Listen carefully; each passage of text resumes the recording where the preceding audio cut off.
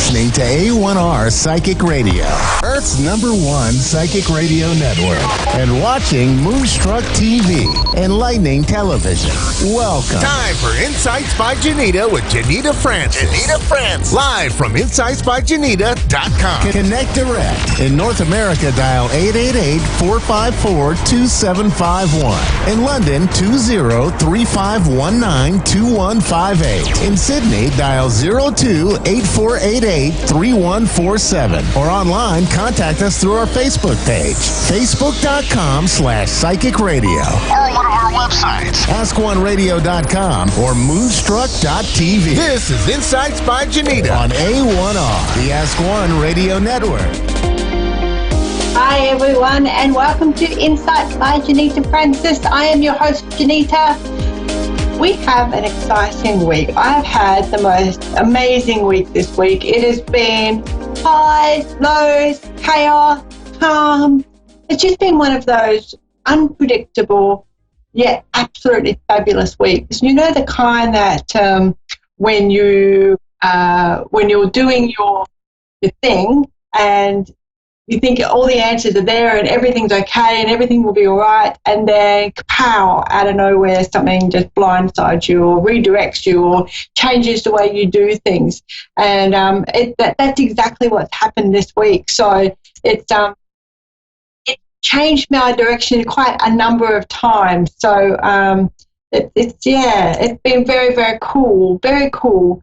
I've just got to shut down my speaker in the background. I'm terribly sorry about that. I usually do that first, but it didn't happen that time. Right, now you'll stop hearing the beeps. Now, last week I asked for viewers and listeners to send me in their questions because we've really only got time for a couple of callers, and I just love doing this so much. So I put the call out there to say, right guys, if you want me to answer your questions online, I might speed up the process for you, do that, send them in. And I actually got 3, which is really cool. I'm so happy, I'm so impressed that everyone jumped on board with this. It's a little bit different from taking the calls, of course, because, you know, the questions come in and I'm still getting a question now and I'm just waiting. I'm just waiting on another one person who said, wait, I don't want that. I want to reformulate it. So nothing like working right down to the wire, is there? But let's have a look. We've got 3 listeners and they've each asked a question. And I thought, look, it's just a new concept and we'll see how it goes. And I was expecting maybe 1 or 2. I wasn't expecting for it to be so popular. So it's just an amazing thing. It's really cool. All right, so I have a lady called Jess, and she would like to know what's going on with her health. Now, she's given me a little bit of a synopsis of a few different things that are going on, but, you know, we don't need to talk about that part. But what's going on for her health in particular is it is a metaphysical dis-ease. It's a change that she's going through herself. Kind of like, you know, when we get tired and the tiredness is there, but we just keep plowing through our work. We keep distracting ourselves, or we're feeling a little bit under the weather, got a bit of a flu hanging around or something, and we just keep going. And then we wake up one morning and we are so exhausted and so fatigued and tired, and our noses have turned into taps, and our body says that is enough. You didn't get the hint right in the beginning, and I gave you a few extra hints, but you weren't catching on, so now I'm going to bite you in the butt until you listen to what's going on. And this is exactly what's happening to Jess. She's putting herself under a tremendous amount of pressure to be able to do all the things that she wants to do.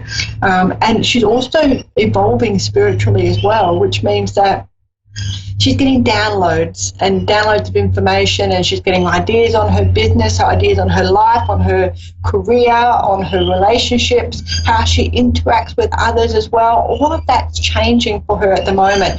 And because she's trying to plow through and just keep things going and keep those wheels moving in that forward direction, so she feels like she's achieving things, her body's saying, okay, I'm going to start giving you a little few hints to back off and to just relax a little bit and to be kind to yourself and to rest and just chill out, chillax a little bit, relax and chillax.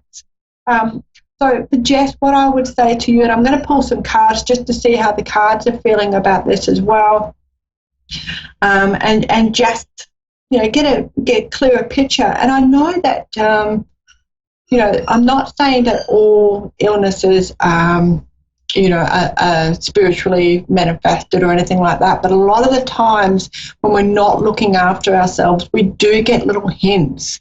Like we go to the shop and we go, might get some lemons, or I might make a lemon meringue pie. So lemons are acidic when we eat them, but then they are alkaline when they get to our tummies. So they're actually really good for us to settle down stomach indigestion and discomfort in our bellies.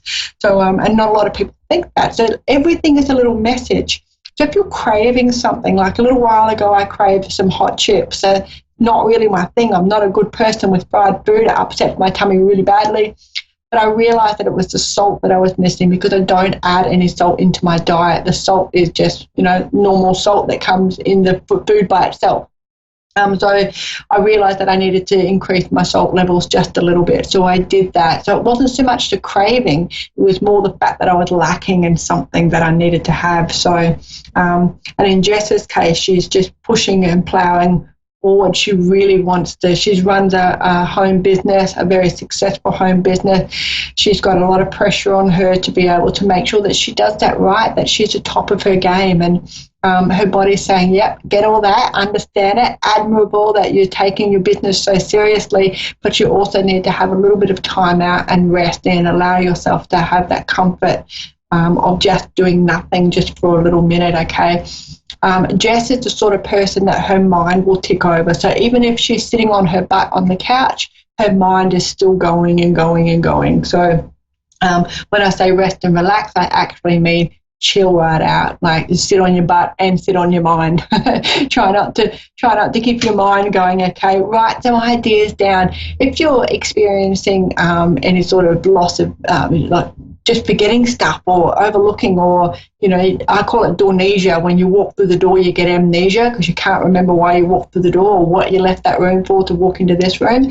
So that's because your mind is actually on overload. You've got so many different things in there that you can't compartmentalize. You can't put things in little filing cabinets. You're not going to recall. This is all pressure related stuff. And you saw into that in Jess's case, where she is actually also spiritually becoming more aware of a lot of things and tuning in. And you've got a recipe for chill out before I make you chill out. So that's what's happening for Jess. Just have a little look at the cog card and see what cog could be a sabotage thing going on here that she might have as well, which makes her feel. So not so much the health issue, but the why she feels that she needs to push herself as hard as she does. So let's just have a look around that. Okay. So Jess is not a big communicator. She does struggle to be able to get things. She can feel them in her heart and she can feel them in her mind, but as far as making the two join in the middle and coming out, that's a bit of a kind of a weakness. The communication is a weakness. She knows what she needs to do. She knows what she wants to do, what she's passionate about, but actually getting those words out can sometimes be a bit of a struggle for her. So let's whoops. Now, what I did try to do then, which was very, very interesting, is I tried to pull out life purpose cards for her, and I got like one tiny little half shuffle and two cards popped straight out. First card, Jess, is you're on the right path, okay? So keep doing what you're doing. You're getting everything okay. So just relax in the way you putting yourself under some pressure. And there's also angelic support here as well. So your life purpose supports what you want to do. So you're on the right path. You're doing everything that you need to do. And you will get there. It's just a matter of divine timing. And you can push, you can force, you can drag, you can kick and scream. But divine timing does whatever she wants. She's a bit of a woman like that, very stubborn. So that's what, you're doing everything right. So when your body tells you that you need to have a little relax, that's what you need to do. I'm just going to have one other. I've got 4 decks here today. Rainbow Dragon. Okay. That's lovely. The pinks are coming right out. So the card is a dragon. It's not looking fierce or aggressive or anything. Dragons are obviously mythical creatures, magical creatures. This one in particular, because it's a rainbow dragon, has got so many different colours. The colour that's pulling me most at the moment is the pink. So they're the unconditional loves, the passions, being able to embrace the things. So you're doing everything from a place of heart-centered love and passion, and it's just about you being able to get those words out. So asking for support, asking for help if that's what you need, and being able to communicate. I feel you're getting better at that anyway, but it all comes down to knowing how to say it and who to say it to as well. You're not always going to have a big fan club, and that can sometimes create feelings of doubt. You know, when you think you've come up with this greatest idea and then someone says, "What? That's stupid. I've never heard the most stupid thing in my life." And you think, "Oh my God, I'm stupid." So it's about choosing your audience and choosing your fan club. So hopefully that's answered your question, Jess. And if you're looking for a crystal to support you through that process, black tourmaline is the man for the job. Now, interestingly, I said man. Interestingly, the card is a green card. So the backing colour is green, and green, as we know, is a heart cog. Okay, so we've got a little bit of backup as well, saying you're on the right path. You're doing it from a place of passion and a place of love. So everything will fall into place. So just relax. When you're feeling under the weather, have a cup of tea, sit down, watch a video, do something that will stop your mind chatter and really relax and just enjoy doing absolutely bloody nothing. Okay? All right, Jess, hopefully that's answered your question. Let's go on to Elizabeth. Elizabeth has got a very interesting question because it's one I can relate to as well. And she said, "What is it that I am missing?"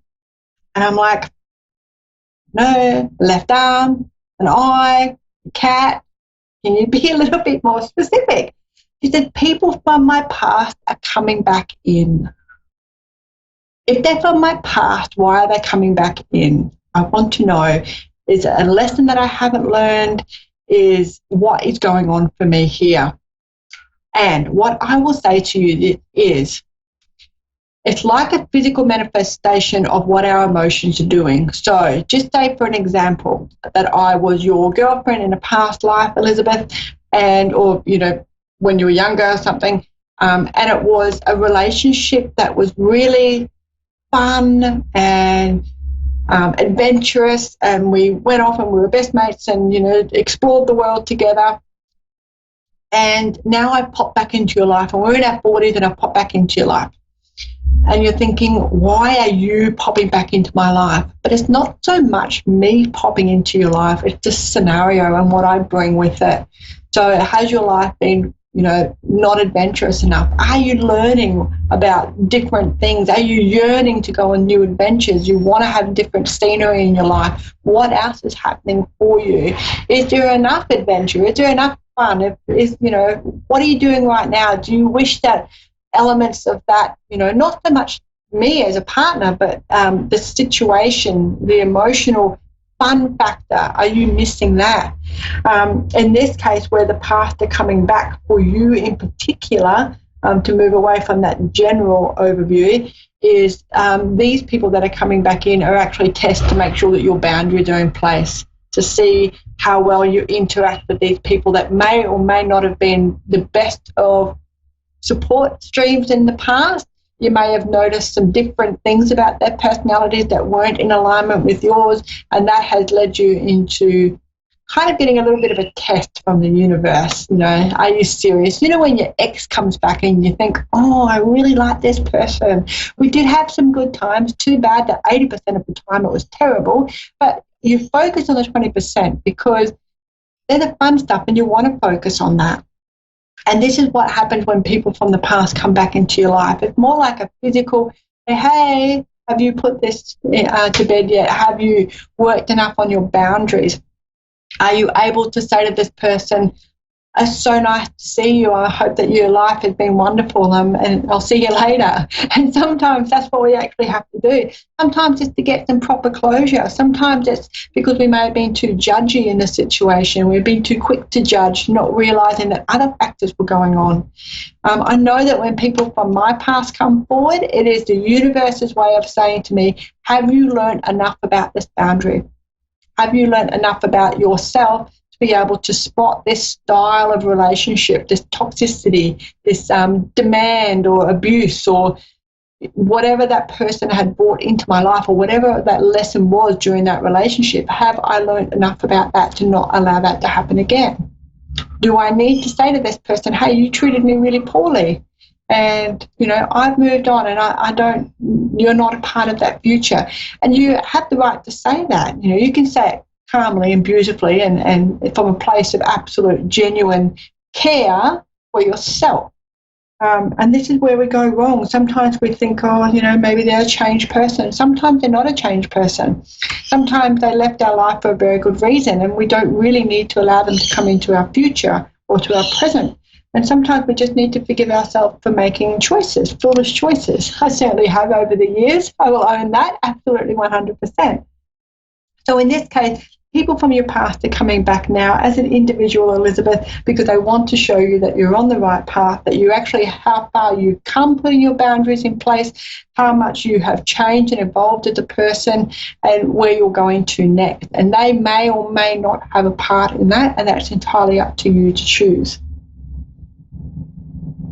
All right. I think that, no, we're going to pull some cards. We're going to pull some cards for Elizabeth. Just got the hey from the universe, so that's good. All right. I was doing a collective reading earlier, so if you haven't seen it on my Facebook page, Insights by Janita Francis, pop on over. It's a collective reading.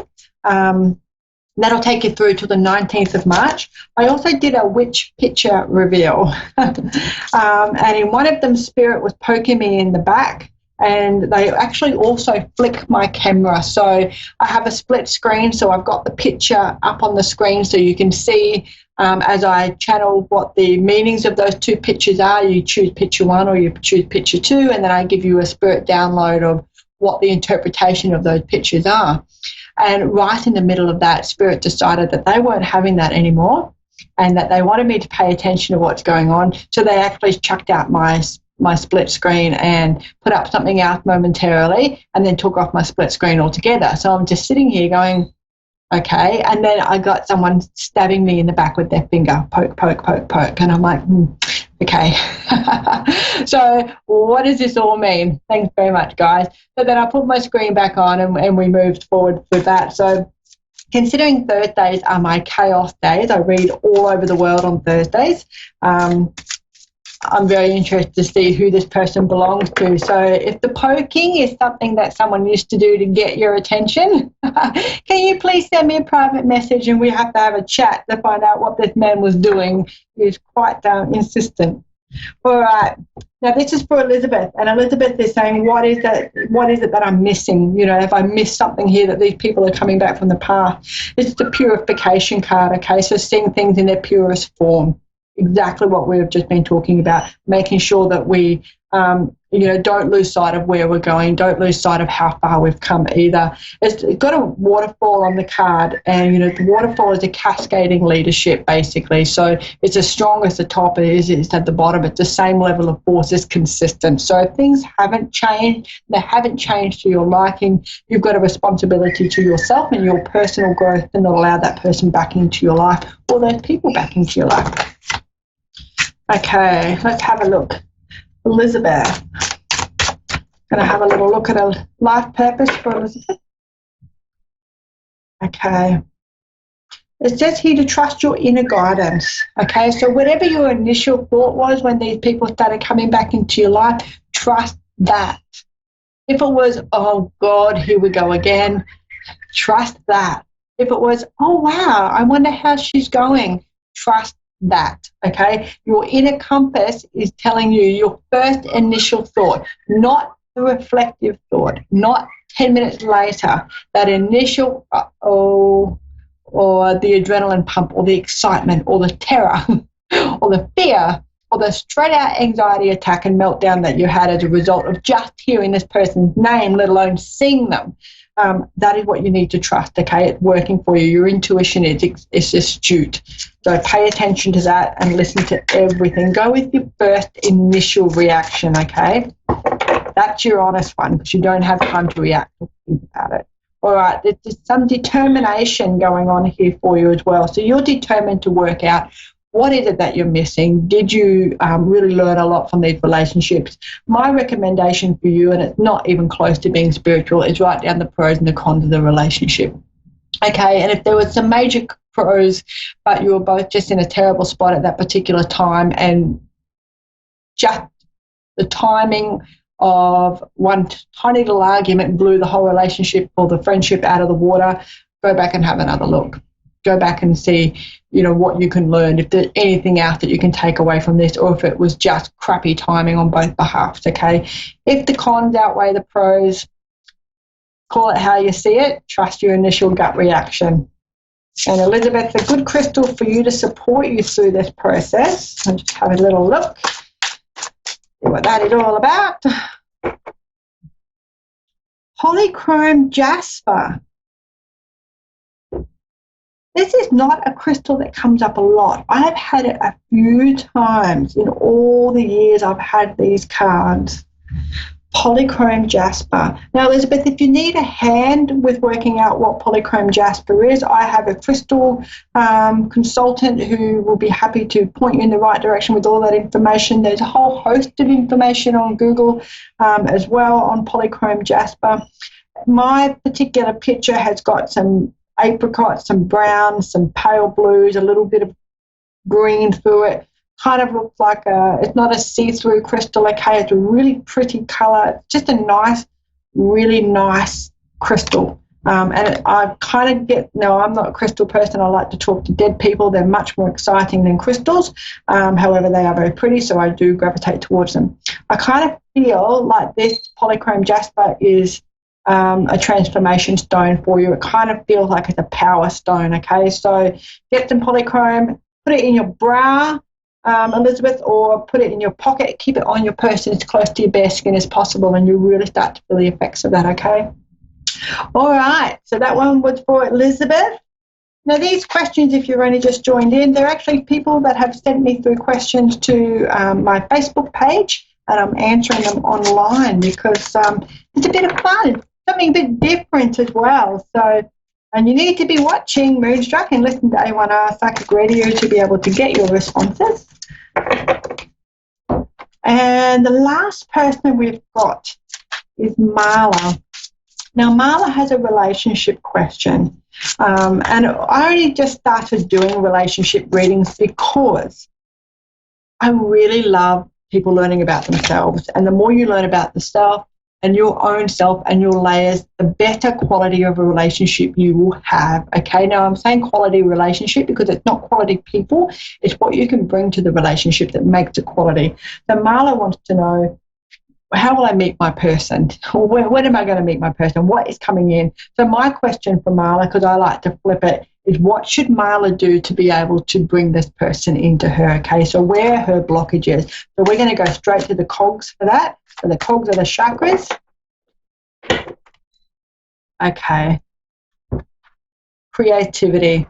So at the moment, Marla's stuck in a little bit of a label box. She's got a lot of creativity in her. It's about stepping outside, doing something different, bringing in new hobbies, new ideas, new things for her to do in her life.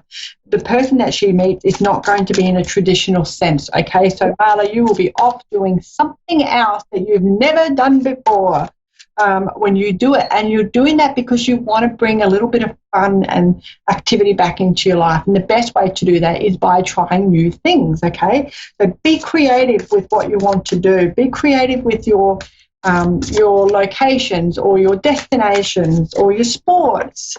Instead of going to your local shopping centre, go to the next suburb across shopping centre. Do your shopping there. Try something different. Step outside of it. You are in control of what's going on in your love life, Marla, so don't give your power away to anybody else, okay? In the past, you've given so much of yourself that when that person has decided to leave, you've got nothing in your reserve tank, okay? Which means that it's struggle street to try to get you back into a place of feeling safe and secure and confident within your own skin.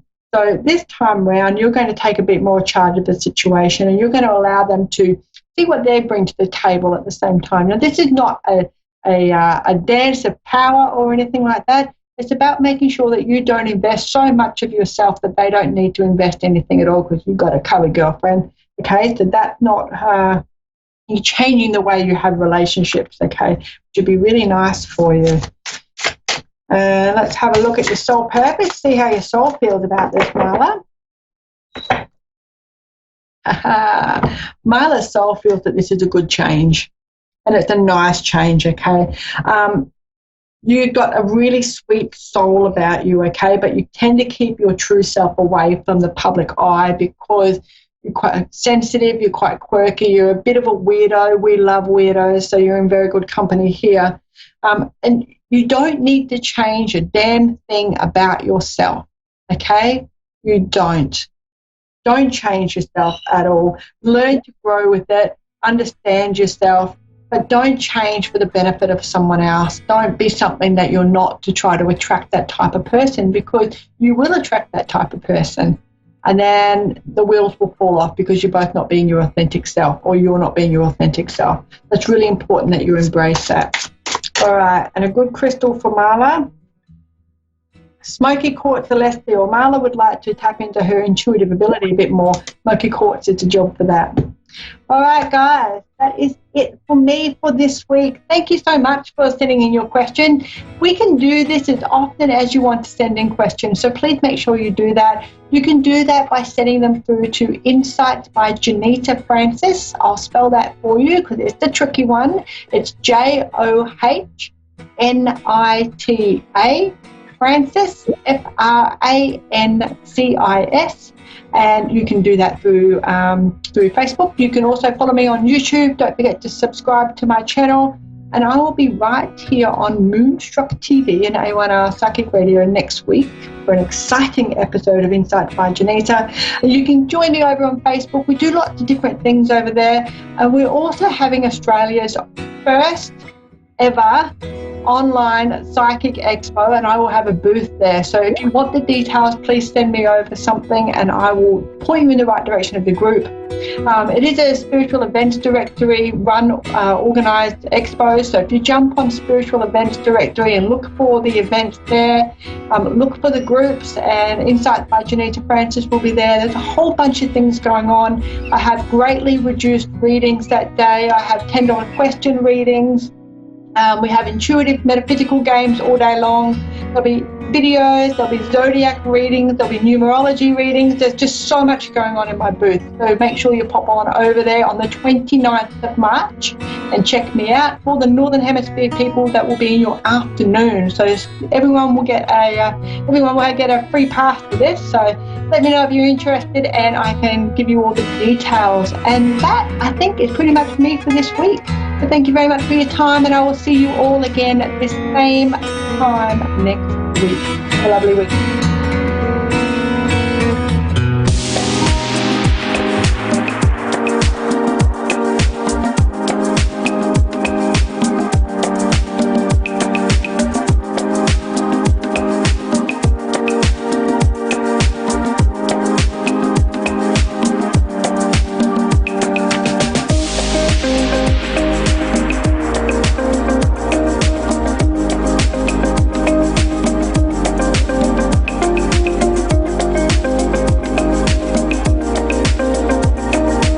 Listening to A1R Psychic Radio, Earth's Earth's #1 psychic radio network, and watching Moonstruck TV, enlightening television.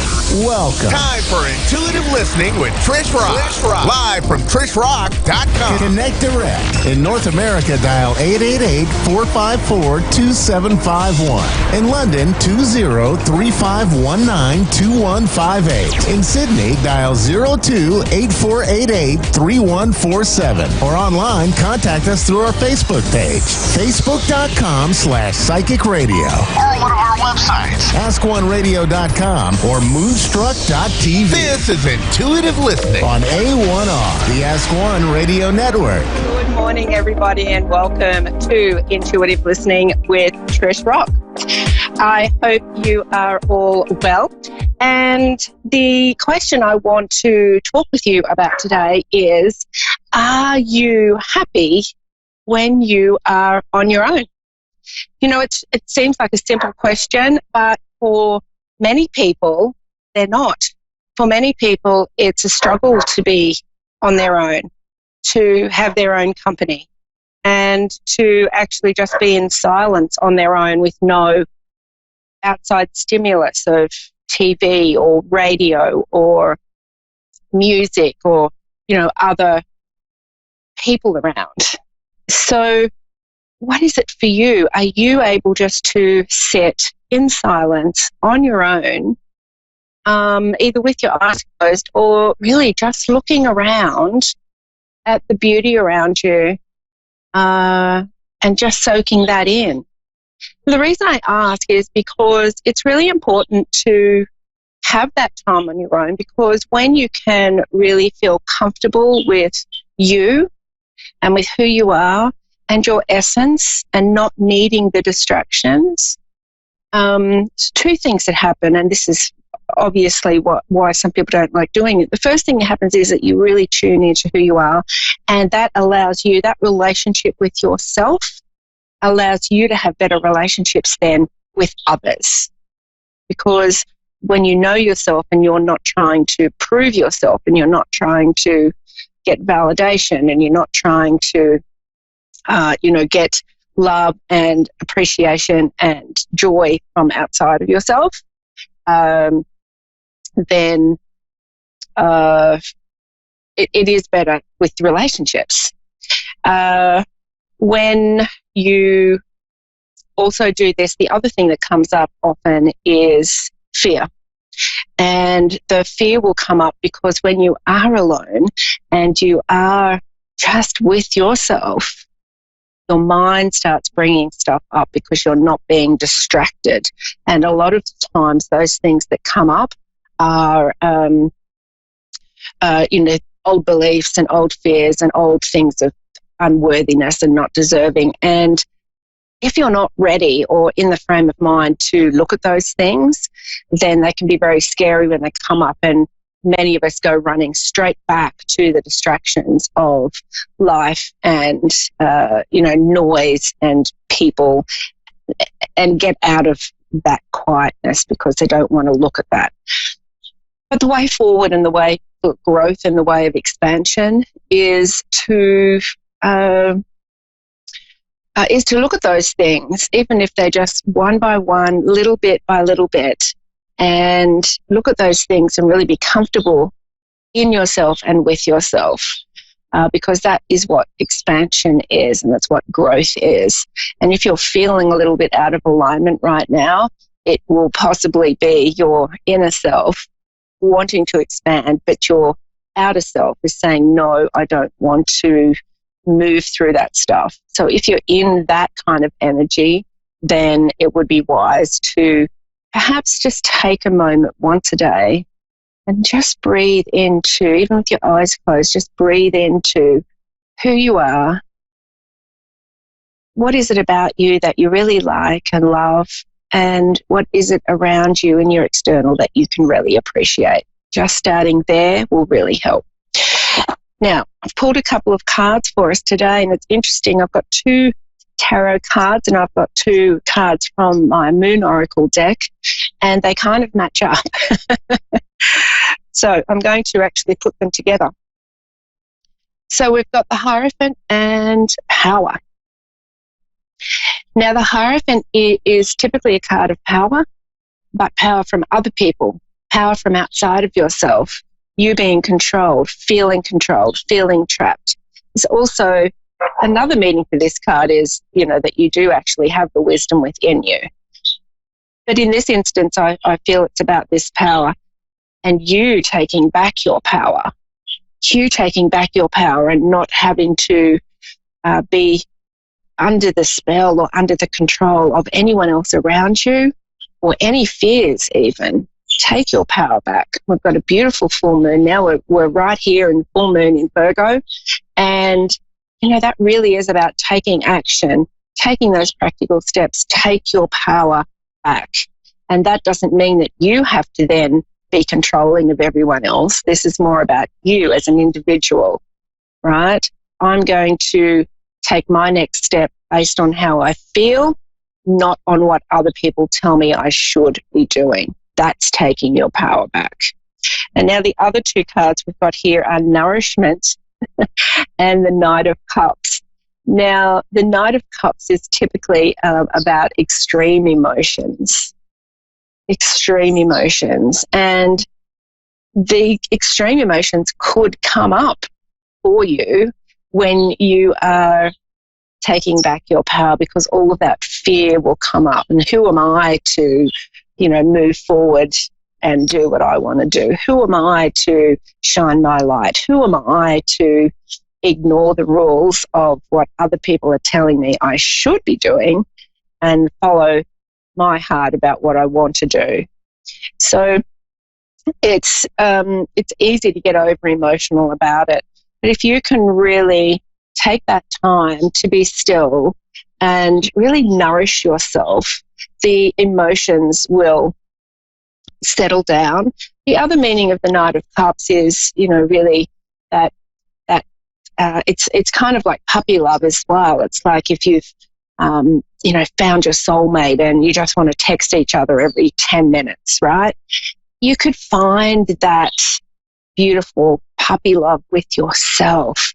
And this also is the beginnings of a new relationship with you. Nourish you. Ask yourself what you want and how do you want to feel. Take back your power and take those few moments every day that are just on your own. No distraction, no music, no talking, no TV, no radio, no people. Just you and your own company, and see how that sits with you. If it is uncomfortable, just do it for a few minutes. And then as you get more comfortable, you'll be able to increase the time and feel more comfortable as you go along. Don't force yourself to sit there in silence for, half an hour if you're hating it, because you're just going to sit there and I hate this, right? Just do as long as you are comfortable with. And, you might even like to just go and find somewhere to sit without the distractions of anything around your house. Perhaps go and find a nice park to sit in. You could even just sit in your car for a few minutes when you get to work and just close your eyes and just sit there in the silence. It truly will make a difference to you in bringing yourself together with yourself and creating that new relationship within you. Now, if you would like some help on this, I offer a couple of services. I really just like to work with people to get clarity and to really move you forward. So a reading with me will really give you that clarity of movement forward, of if you're feeling blocked, if you're feeling like you are stuck in the control of other people and you don't know how to step outside of that. I can certainly give you some practical tools and some advice from myself and from Spirit to move past that so that you can start truly feeling joyful and filled with life. So you can book one of those sessions either over on my Facebook page at Trish Rock Transformation, or you can go to my website at trishrock.com. And I believe my website is here on the screen for you to look it up. And just go to the homepage and the drop-down list for psychic readings. But you can easily book over on my Facebook page at Trish Rock Transformation. Now, the other thing that I offer is mentoring, and I have a 6-month program. Now, the reason I have a 6-month program is that for someone who really wants to transform every area of their life, you need more than one session. Transforming an area in your life is changing a story. And if you've got a story about your life that has been going for quite some time, you need time to unravel that story and change it. Now, I have to say that some stories are easy. I've transformed 4 or 5 areas of my life now. 2 of them were a bit stubborn and took me quite a few months. A couple of them were really easy and took me a week. So when you come and work with me in this mentoring program for 6 months, you can you can overcome and transform as many stories in your life as you like. So if there's something about finances, we can overcome that. If there's something about relationships, we can transform that. If there's something about your health, we can transform that. And over that 6-month period, you get weekly support from me, and it really is like a friend holding your hand, leading you to your dream destination, and it changes lives. So if you're interested in that, you can also book in a free transformational call with me, and you can do that in the same area. You can go to Trish Rock Transformation, and you can book that call with me. Or you can go straight to my website and you can book the call from there. And I would love to speak with you and see if this program is for you, and see if we're a match, and to see if we can work together, because I would love to see you live your dreams. All right, we've got our first caller. It's Kenyatta. Kenyatta, good morning. How are you? I'm fine. Oh, that's great, Kenyatta. Actually, it's afternoon there for you, isn't it? Yeah. Yes, yeah. How can I help you today, Kenyatta? I was trying to see if you can give me a reading on my love life. If I'm ever going to meet someone that is good for me. Okay, perfect. So it's really interesting. Have you been listening to the beginning of the call? Yes. Okay, beautiful. So firstly, I would recommend all of those things that we've just been talking about, taking some time on your own and really getting comfortable with who you are and what makes you feel good. Because the person that you want to attract into your life needs to be a match to that, right?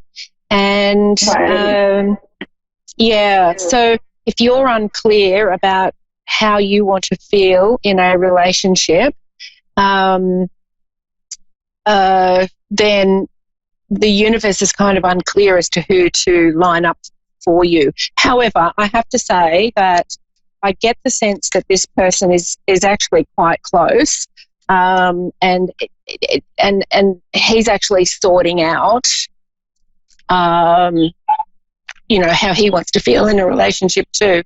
It's interesting. We always meet someone exactly where we are. So let me pull a couple of cards for you, though, Kenyatta. Okay. Let's see what we've got. All right. So I've got the 8 of Wands, and this is typically about news coming in, but it's in reverse. So I feel it's coming in a little bit slower than you were hoping.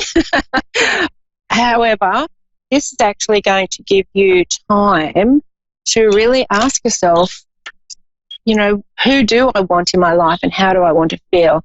One of the really good practical tools that I give my clients is if you can project into, like, say, a month or 6 months or a year down the track and you're already in this relationship, how do you feel from the moment you wake up?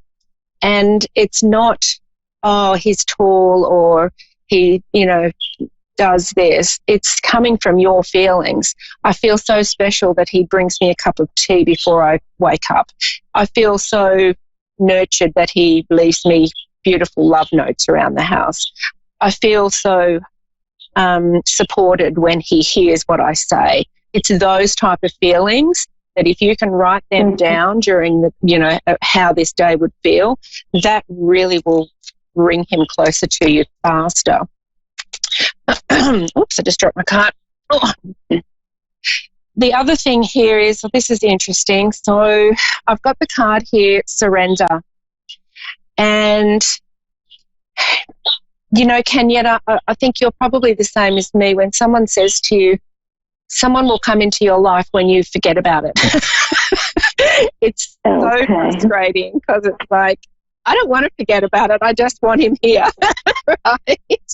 Yeah.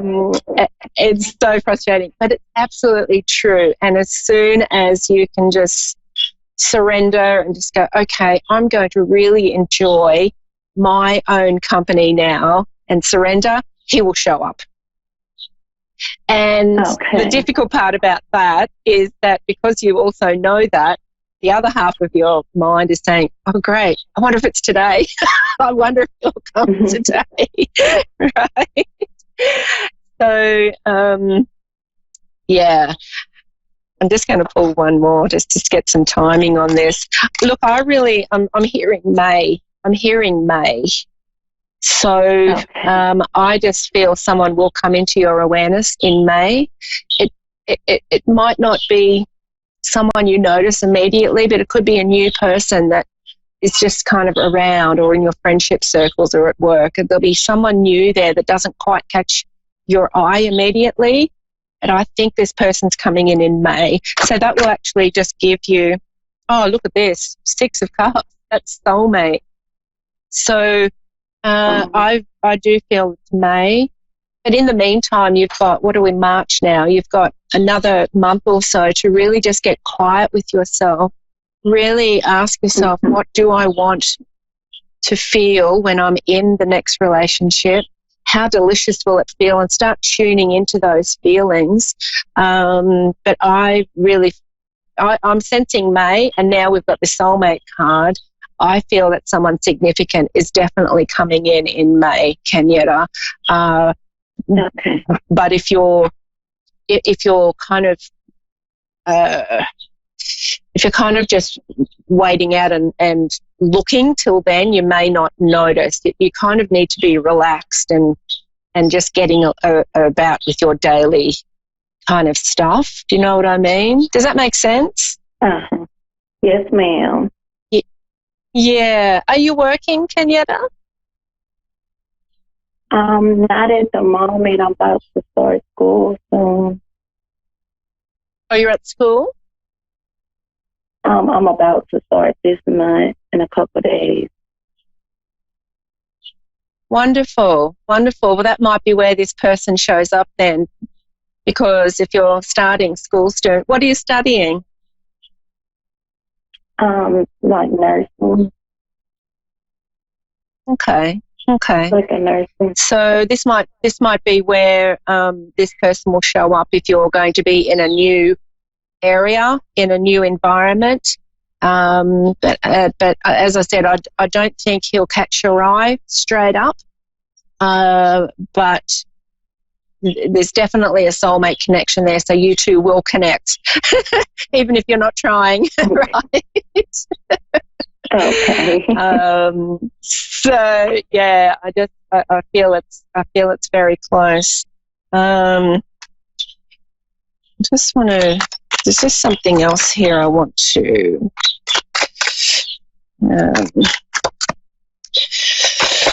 My cards are flying out everywhere. Okay. Okay, I feel that he will be a water sign. And so a water sign is Scorpio, Cancer, or Pisces, and that he will be quite settled and feeling quite secure and stable and grounded. So I feel he'll be very loyal and very emotionally stable and open. So it'll be one of those nice relationships that, that we're all kind of striving for, I guess, that we all want is, somebody to be emotionally open and really meet us where we are and be easy to talk with, easy to talk about feelings with, and also be someone there who's got your back. Right. I don't feel you've had that before, Kenyatta. I don't feel you've had someone who's had your back before. No. No.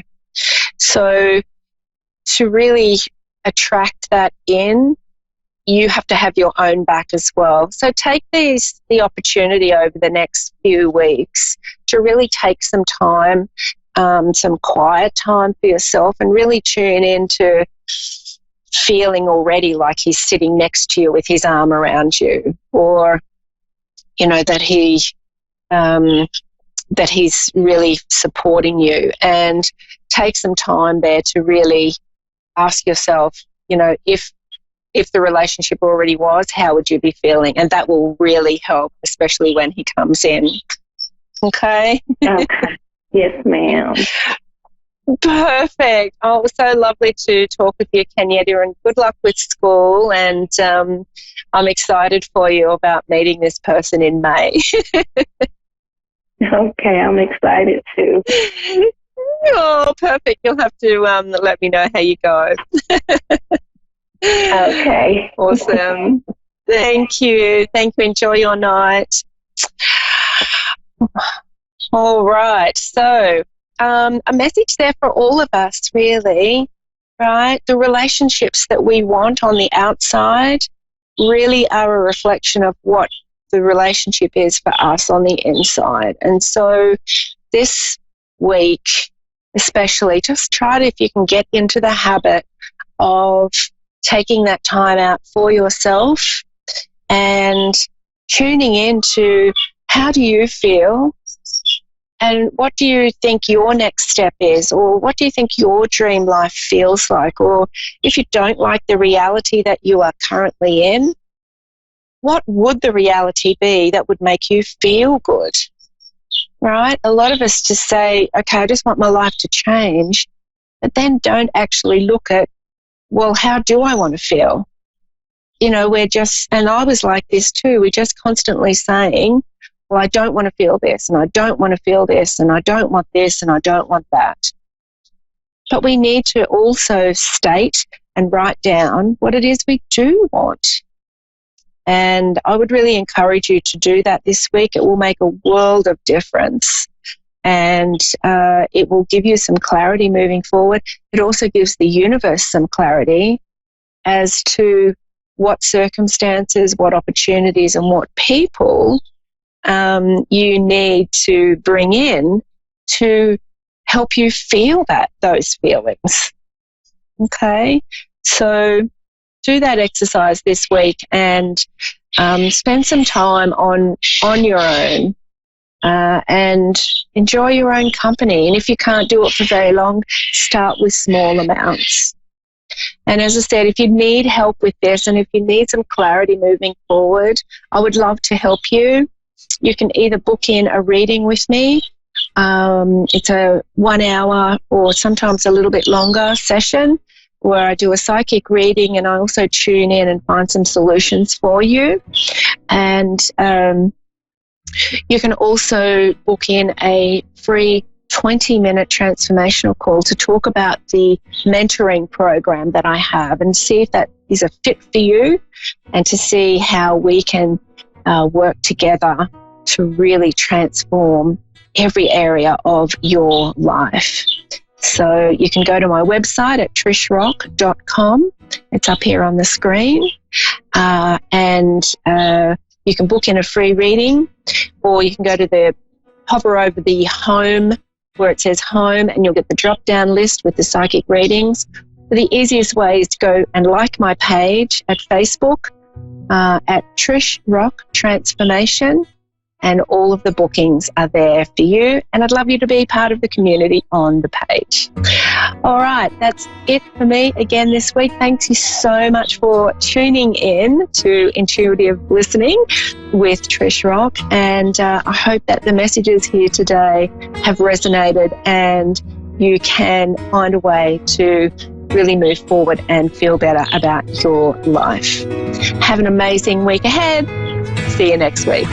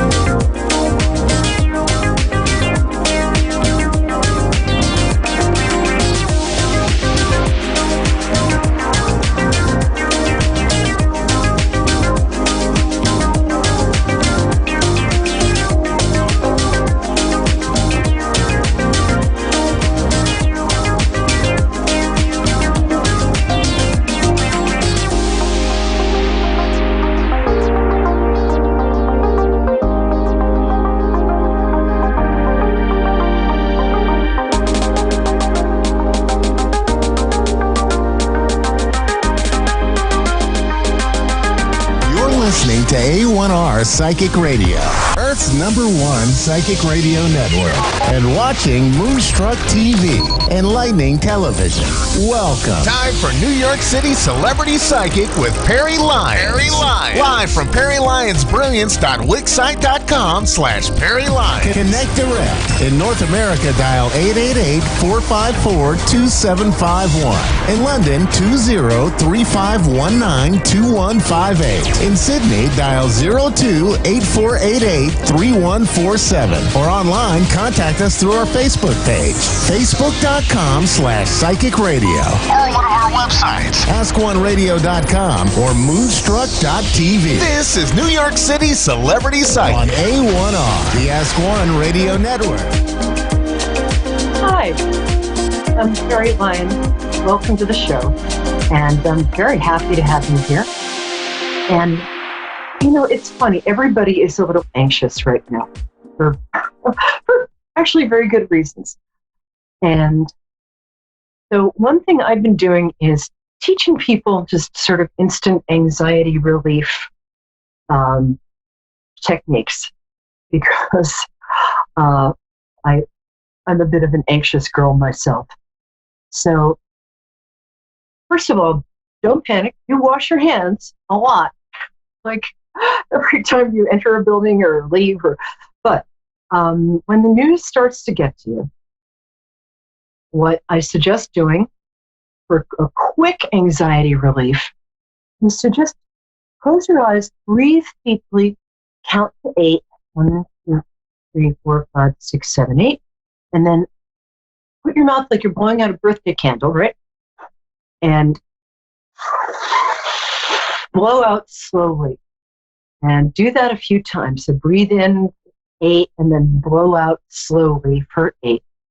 And if you do that a couple of times, just blowing out, breathing in, you'll start to notice that you start to regulate a little. Another thing I've been teaching is I have one client who just can't meditate. It's just like, it's not going to happen. So what we did was come up with a technique where he wakes up, which is always a good thing in the morning, and then counts down slowly from 50 while closing her eyes and looking slightly upward behind her eyelids. If you look about 20 degrees up where your eyes are closed, you will really go into what's called alpha state pretty fast. And it's a relaxing state. And just count backwards from 50 or 25. Don't even worry about your breathing. Just count backwards. And in about 3 minutes, you'll just find yourself kind of in a nice floaty state. You don't have to try. And that's today's theme. You don't have to try. On the theme of you don't have to try, I've been noticing that my most psychic moments are when I'm not trying. For instance, about a month or 6 weeks ago, I was out shopping and my intuition said, buy lots and lots of toilet paper and hand sanitizer. And I told my intuition, right, you're crazy as a box of frogs, intuition. And intuition says, right, whatever, buy the toilet paper and insult me afterwards. So I bought a ton of toilet paper, a ton of hand sanitizer, and put it in a closet. And then last week, I kind of woke up and said, oh, okay, thank you, intuition. I guess you're not crazier than a box of frogs. And it's the little impulses.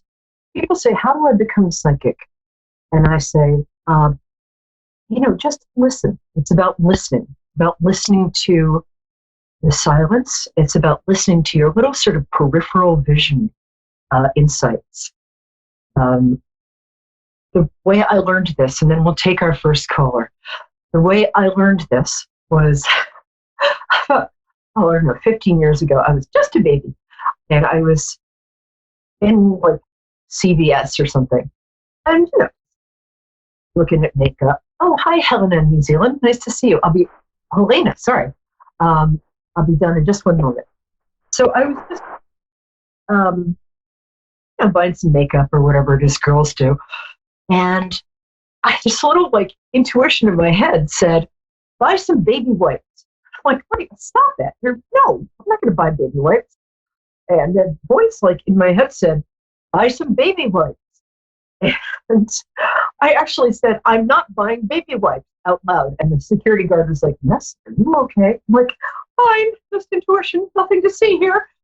And I was on my way to a singing audition, so I had full makeup and done up. And I walked out of the store, and a tourist, this is New York City, just as I walked out, she made this hand gesture, and she had an ice cream cone in her hand, and it splat all over my makeup.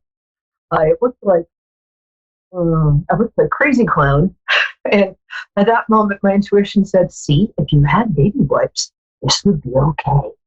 Anyway, so the next couple of weeks, as things are we're figuring out what's going on and we're all calming down, and just remember to do like a deep breathing exercise, blow out slowly, like you're putting out a birthday candle.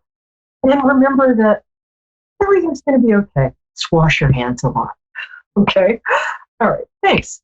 And I'm really happy to have Helena from New Zealand. I love New Zealand. Hi, Helena. How are you? Good. Hi. I'm happy you're here. Hi. Hey, so you're going to have to speak up because I am cursed when it comes to headsets. I get them and they don't work, so ever. It's a psychic. Anyway, I'm happy to have you here. Tell me your birthday before we start, because that's how I sort of bond with people. So what day is your birthday? The 26th of 1982. 26th of what? 26th of 1982. Oh, cool. Oh, you're a Taurus. You have the same birthday as Jemima Kirk, the English girl on that show Girls. Very good. Okay, my love, let's see what we got here. And do you have a specific question, Helena? Or I was wondering if you could tell me, will my ex-partner, will she come back to me? That's a great question. It'll be even greater if you get a little closer to the phone and speak up. I'm sorry, my headset's died. So say it one more time, my angel. Are you there? Yep. Oh, cool. See, ask the question one more time because I'm having a little technical difficulties. So just a little louder. I was wondering if you could tell me, will my ex-partner, will she come back to me? Okay. Well, here's what I'm getting for you.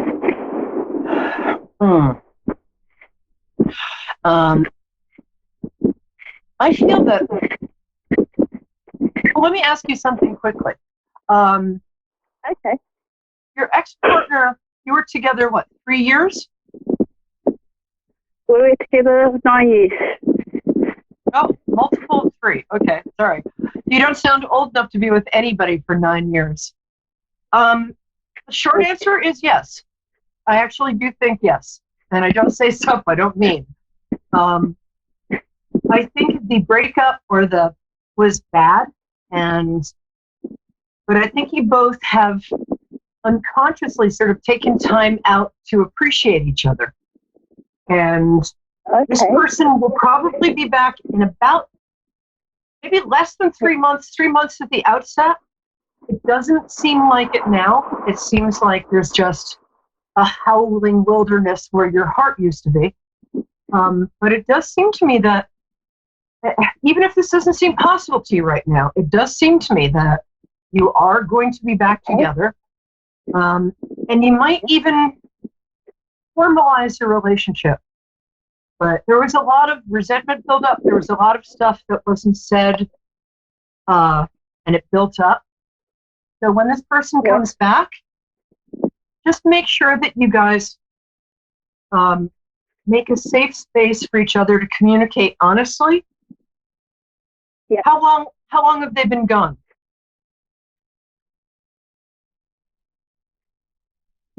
Elena? Are you there? Talk to me.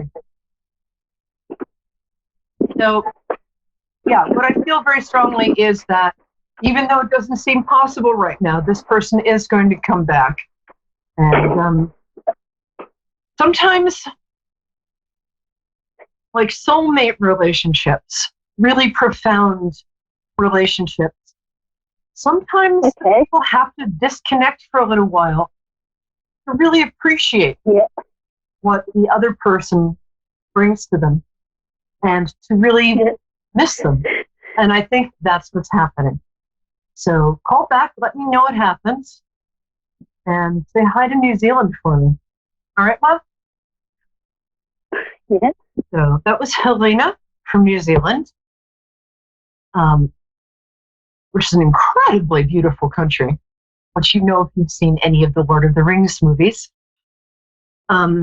So I was talking to a friend of mine who's a world-famous astrologer, and she said that there's stuff going on astrologically that hasn't happened for about 800 years. And she said that it's going to seem bad for a little while, but then we're going to be moving into a new time of increased empathy and peace and all the good stuff. That right now what's happening is it's almost like the old way of being and the old bad stuff is on its way out. And it's making a lot of noise on its way out. Like when you throw a drunk out of a bar and the drunk turns at the door and says, "You don't know who you're messing with. My brother-in-law is God." And you push him and he's gone. So that's a little sort of what she said is happening right now, that it's a difficult time, but it's almost like the universe is sort of taking out the old trash to make room for the beautiful new furniture. So try not to be anxious and remember to breathe. Oh, and we have, I think it said Brandy. Is that you? Hi, Brandy. Yes. Hi. Hi, honey. How are you today? I'm fine. How are you? Good. Nice to see you. Or hear you. I can't actually see you. But, so tell me your birthday and then ask me a question. How does that work for you? Good? Yes. My birthday is May the 16th, 1983. And I've been having a problem with trying to conceive, and I was trying to see when will I conceive a child? Oh. Tell me a little more about that. You've been having a problem with... Yes, I just started taking Femira this month. Well, last month I started taking Femira. Okay. A slightly hard time understanding you, but that's okay. It's just this darn phone. So this sounds like what you're asking is, are things going to get better for you romantically? Did I hear that right? Yeah, I was trying to see when was I going to conceive. When was I going to conceive, get pregnant? Oh, God. That's awful. So you have, and here's the thing. You have a lot of people around you telling you either like, well, you shouldn't have a baby yet, or you're too old, or you're too young, or you're too tall, or you're too short. And you really care, as all of us do, you really care about what people think of you. And so it feels to me like you've kind of, we call it internalized. You've kind of taken in what other people are saying when they're discouraging you. But I feel that this is really possible this year. The reason, I don't know if you've ever read about this, but there's this fascinating statistic that say often people who really want a kid, and then they'll just sort of say, okay, it's not in the cards, and they'll adopt a child, and then immediately they'll get pregnant. And the reason for that is they've stopped worrying about it, and they've stopped beating themselves up about it. And I think that if you can learn different ways to relax and just do a little visualization. Here's a technique I use with clients that works really well. What I first do is ask them to close their eyes and just picture a place where they're very relaxed. For me, it's a beach in the Caribbean. It can be anywhere.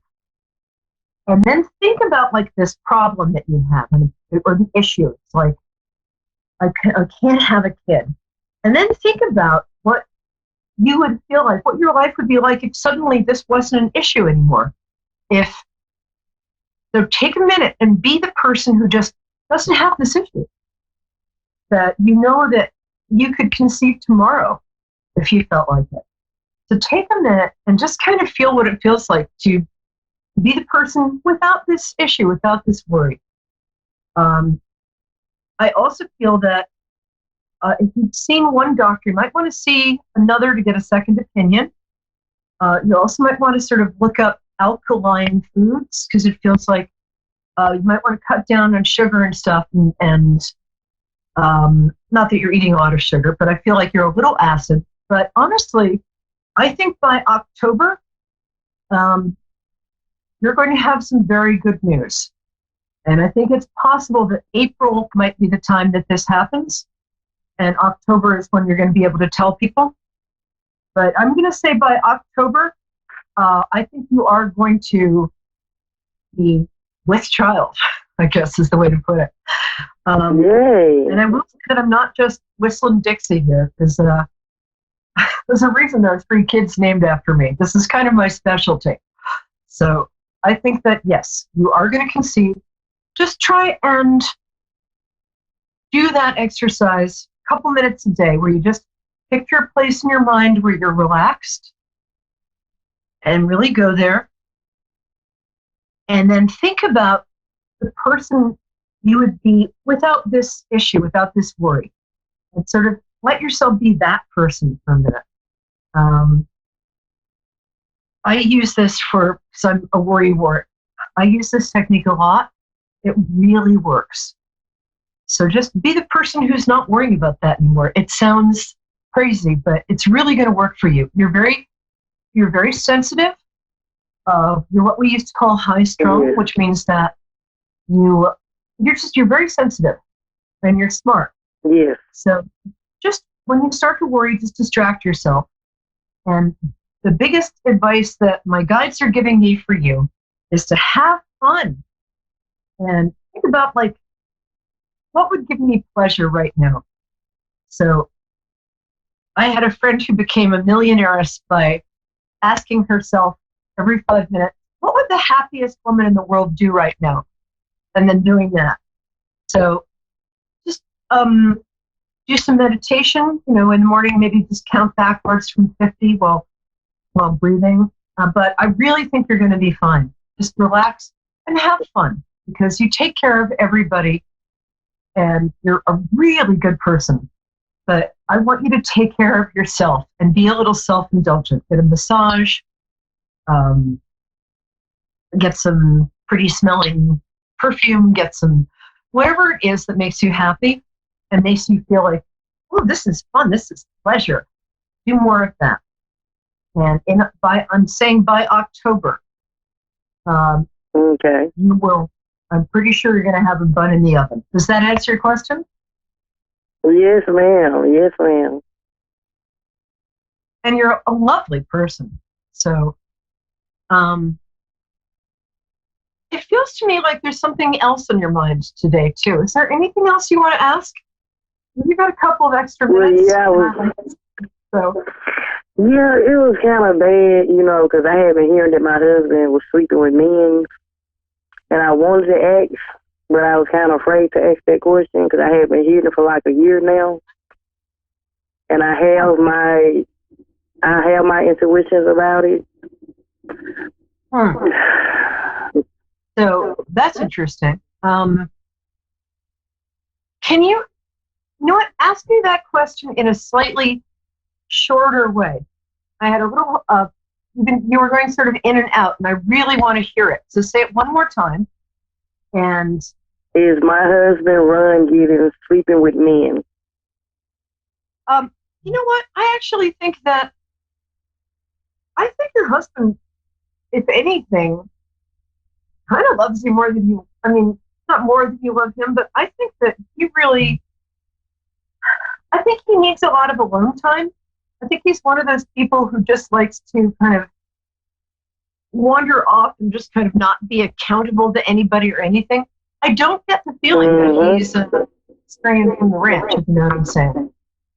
I think that, I think back to when you guys were first together. Do that for me for a second. And think back to what he used to say that he loved the best about you. I think it was that you're really fun and your beautiful eyes and beautiful other things. So, but I don't get the feeling he's cheating on you. I get the feeling that he's somebody who just kind of likes to disappear for a bit. But does that help? Because I really do feel that. Okay. So, what did he? What are some things that he said in the past that he just loves about you? He's been a big cheater. He's been cheating. What was? But see, I don't know about now since we moved back to Oklahoma. Oh, he's a big cheater? I don't think he's cheating right now, though.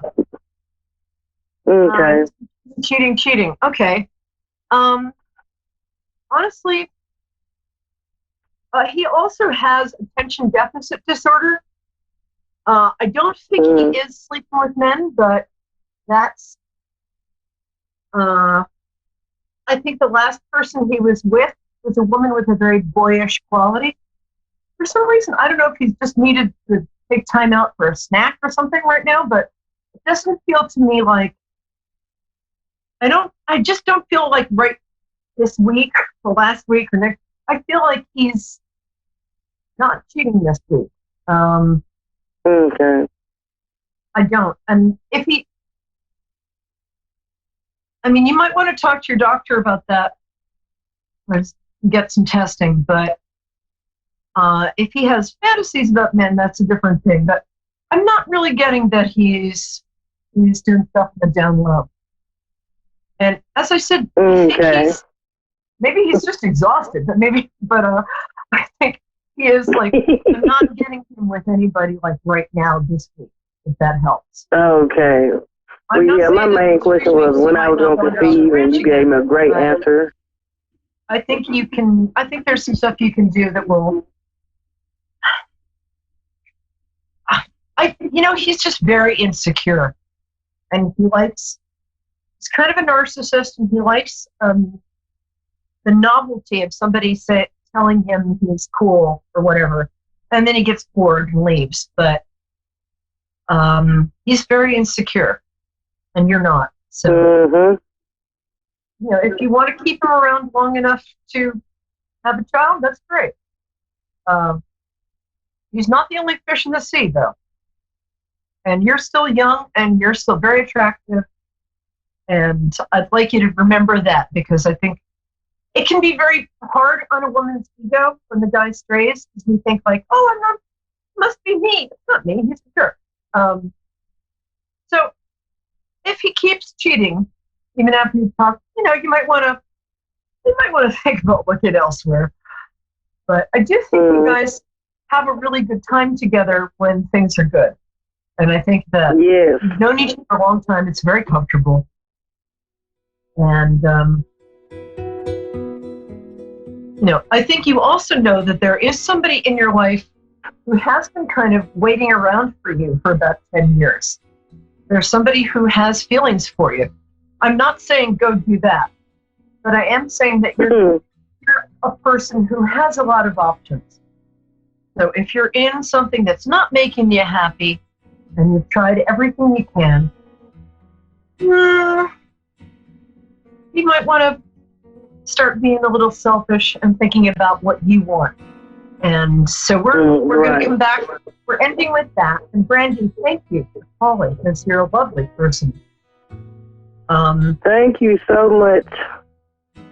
But I do think, who knows? Maybe a baby will tame him. But you just concentrate what makes you happy, because you have a lot of potential. You've got a nice life ahead of you. Let me know in October if you're knocked up or not. Okay? I sure will. All right. Be good. Thank you. You're a lovely person. All right, my cherished ducklings. I'm Carrie Lyons, New York City celebrity psychic on Moonstruck TV and A1R Radio every Wednesday live at 9 p.m. Come back next week. I'll have my tarot cards, and we're going to be really specific with the cards. I also have a Facebook page, Perry Lyons, which is Perilyons,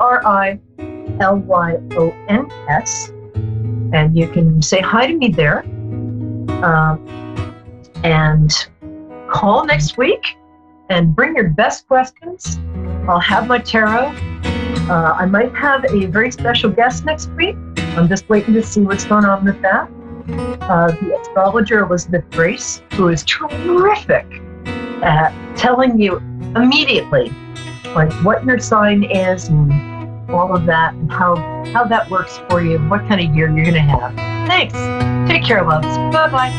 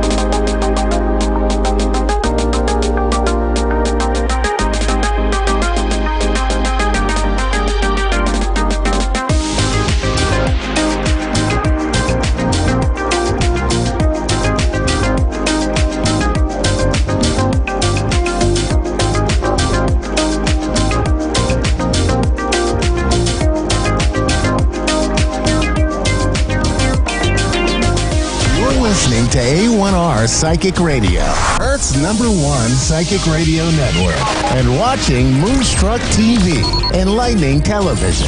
Welcome. Time for Divine Guidance with Angel Tuzignan.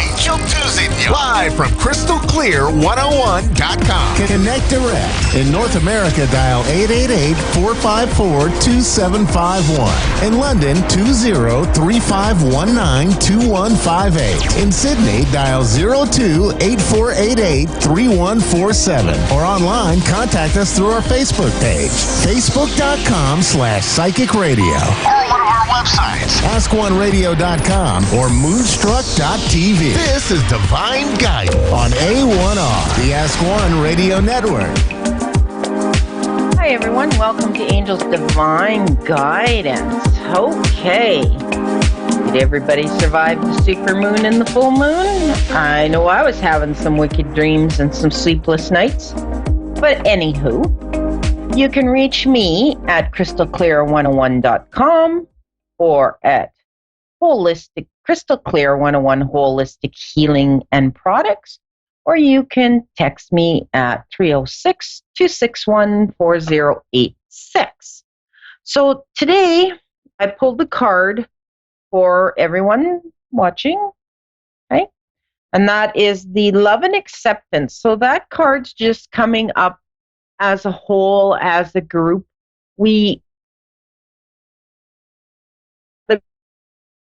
Actually, with what's going on with the world and the panics and everything else that is happening, we just have to be a little more understanding that not everybody is where we are at. We're all at different stages. So a couple of days ago, I got hit with being told everything in the world needs fixing. So I thought, well, let's talk about how everything needs fixing on Angel's point of view. I'll be blunt, I'll be honest, nothing needs fixing. Okay? Everything is unfolding exactly the way it's supposed to unfold. And that's a hard pill to swallow for some people. So just remember, when we stand in the now, accepting that all is well, then from that vibration, we become surrounded by more and more evidence that all is going to be well. But when we're convinced that things are broken and things are going wrong and the world's being polluted and the government is doing conspiracies or like we can come up with a thousand reasons, then what happens is we get caught up in that vibration. And that's what we attract and manifest, is the kind of stuff that's negative, the stuff that we really don't want in our lives. And then we turn around and we look at people and we go, see, I told you everything was going wrong. I told you I was right.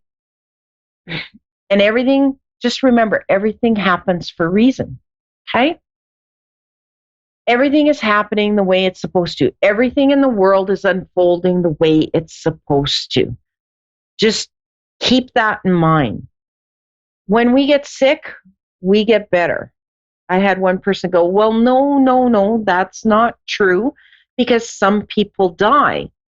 Well, that's not for us to say whether they didn't get well. Maybe they needed to pass to get well.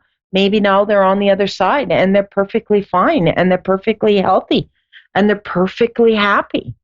Maybe that's the way it's supposed to unfold. Maybe that's the way it's supposed to happen.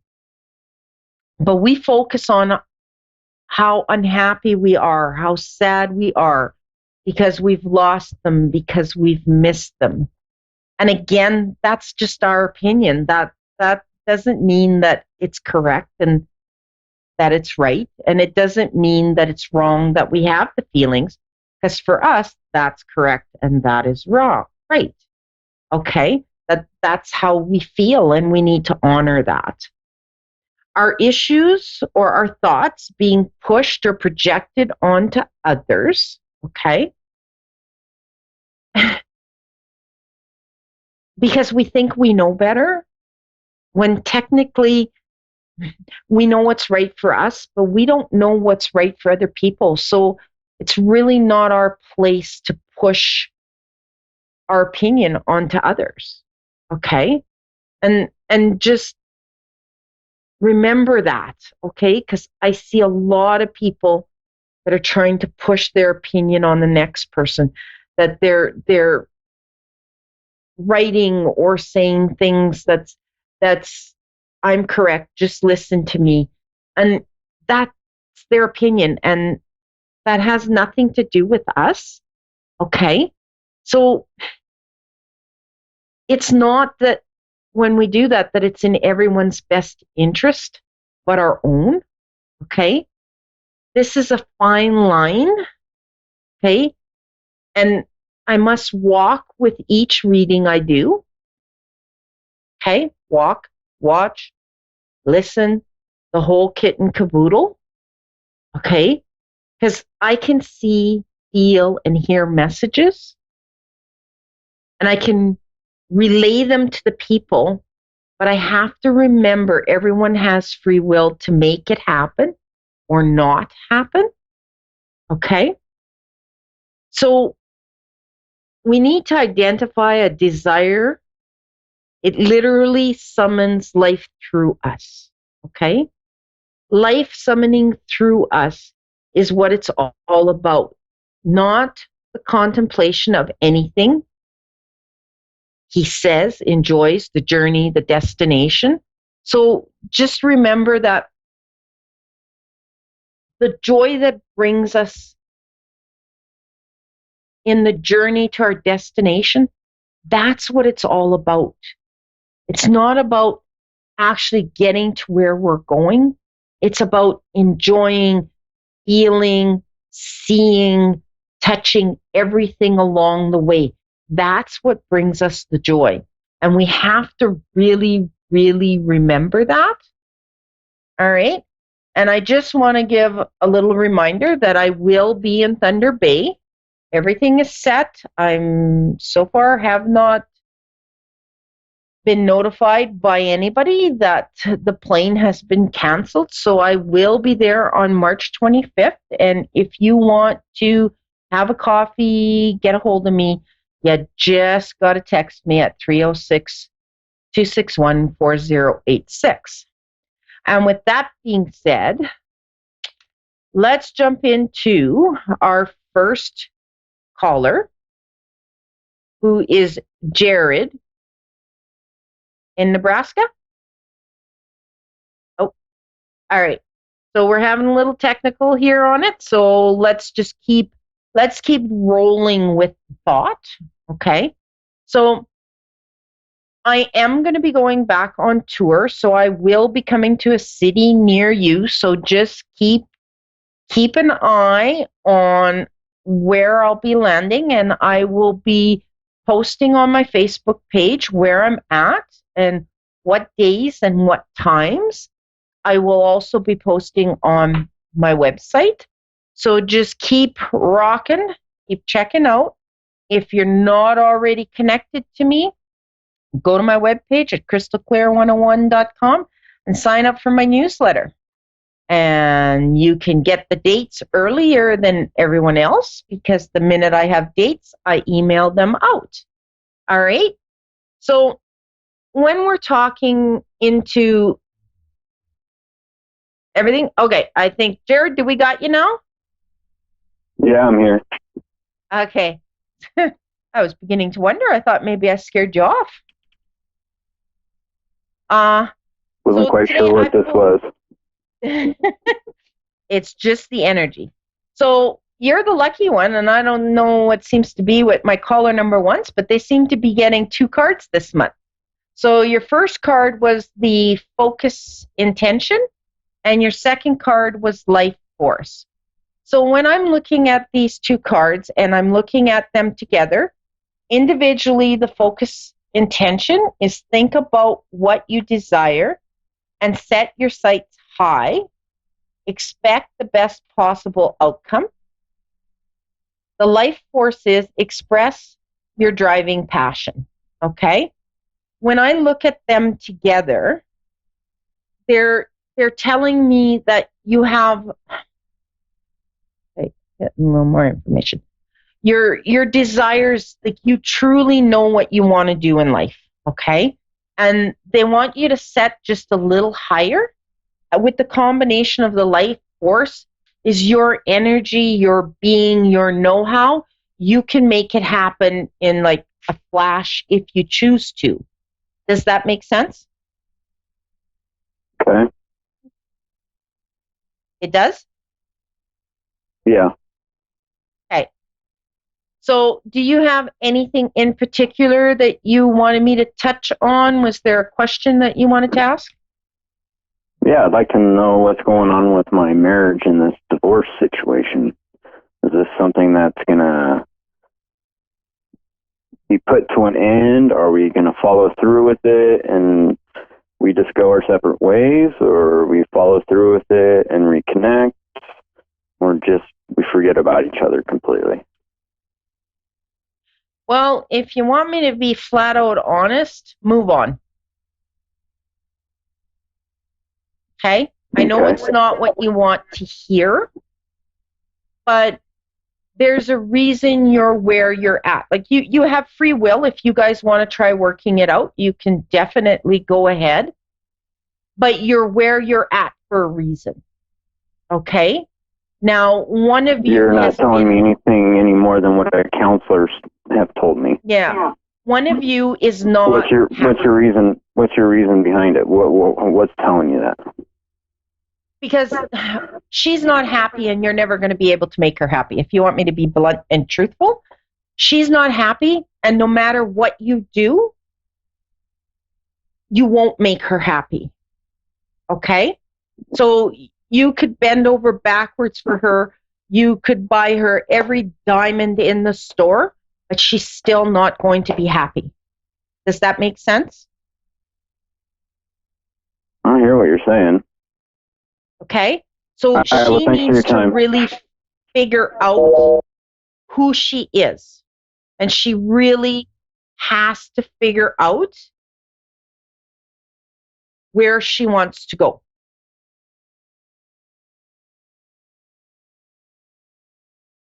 All right. We seem to have lost him again. So let's just move on to our second caller, who is Luann in Los Angeles. Hi, Luann. Hello? Hi, it's Leanne.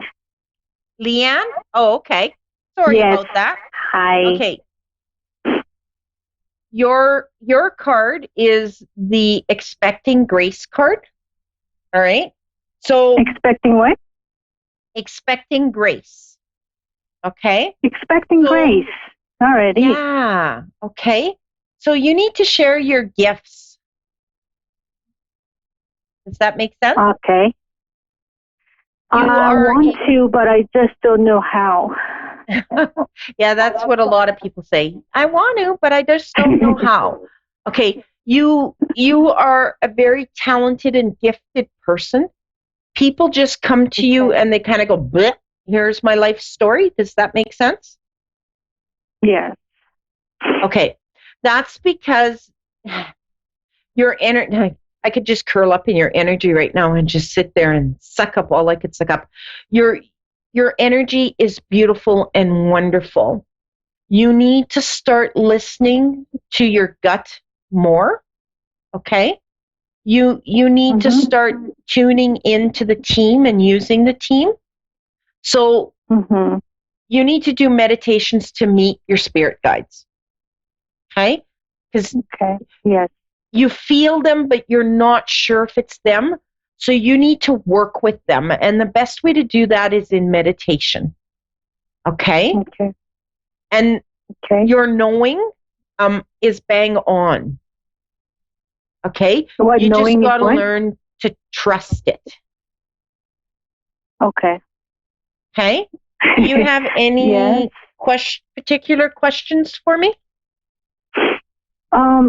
So, yes, because I am trying all that. It's just I'm very frustrated because I'm having a hard time connecting I worked on myself a lot. I meditate a lot, but I'm just having a hard time connecting with my higher self or team. And I've been asking a lot of questions. I'm just not getting many answers, although the conversation with you could be one of the confirmation that I still need to trust myself. But I want to really hear it. I really want to just start communicating with, my team or higher self. It's just not happening. It's very frustrating. So that's what I was going to ask you. Okay, they are answering you, but you're not expecting it the way it's coming in. Okay, if that makes sense. Right. Yes. You want to hear so bad from them that you're louder than their messages. So you need to just meditate without asking them any questions. You just need to meditate and be with them. That's all you need to do. You just need to quiet your mind and not ask any questions, just so that you can get reconnected with them and actually feel their energy. All right? And then in the beginning, when you start to meditate and you call them in, like you invite them in, okay? Then I'd say, well, before we go there, I'd say just meditate just to be with them for about a month without asking any questions. Okay? After that month, you can meditate and then, like you normally do, invite them in and then just ask them one question. Okay? And start with a yes or no question. And if it's a yes, invite them in to touch you so you can feel the energy of what that feels like. And then you can start evolving and asking more questions, and you will know, because they will come and touch you and you'll be called in. Like if you've ever watched my shows and all of a sudden you just see me go on and go like, ooh, like this, that's them touching me. That's the energy coming through that I'm feeling. And I know that I'm connected. I know that I'm getting the proper information that's coming through.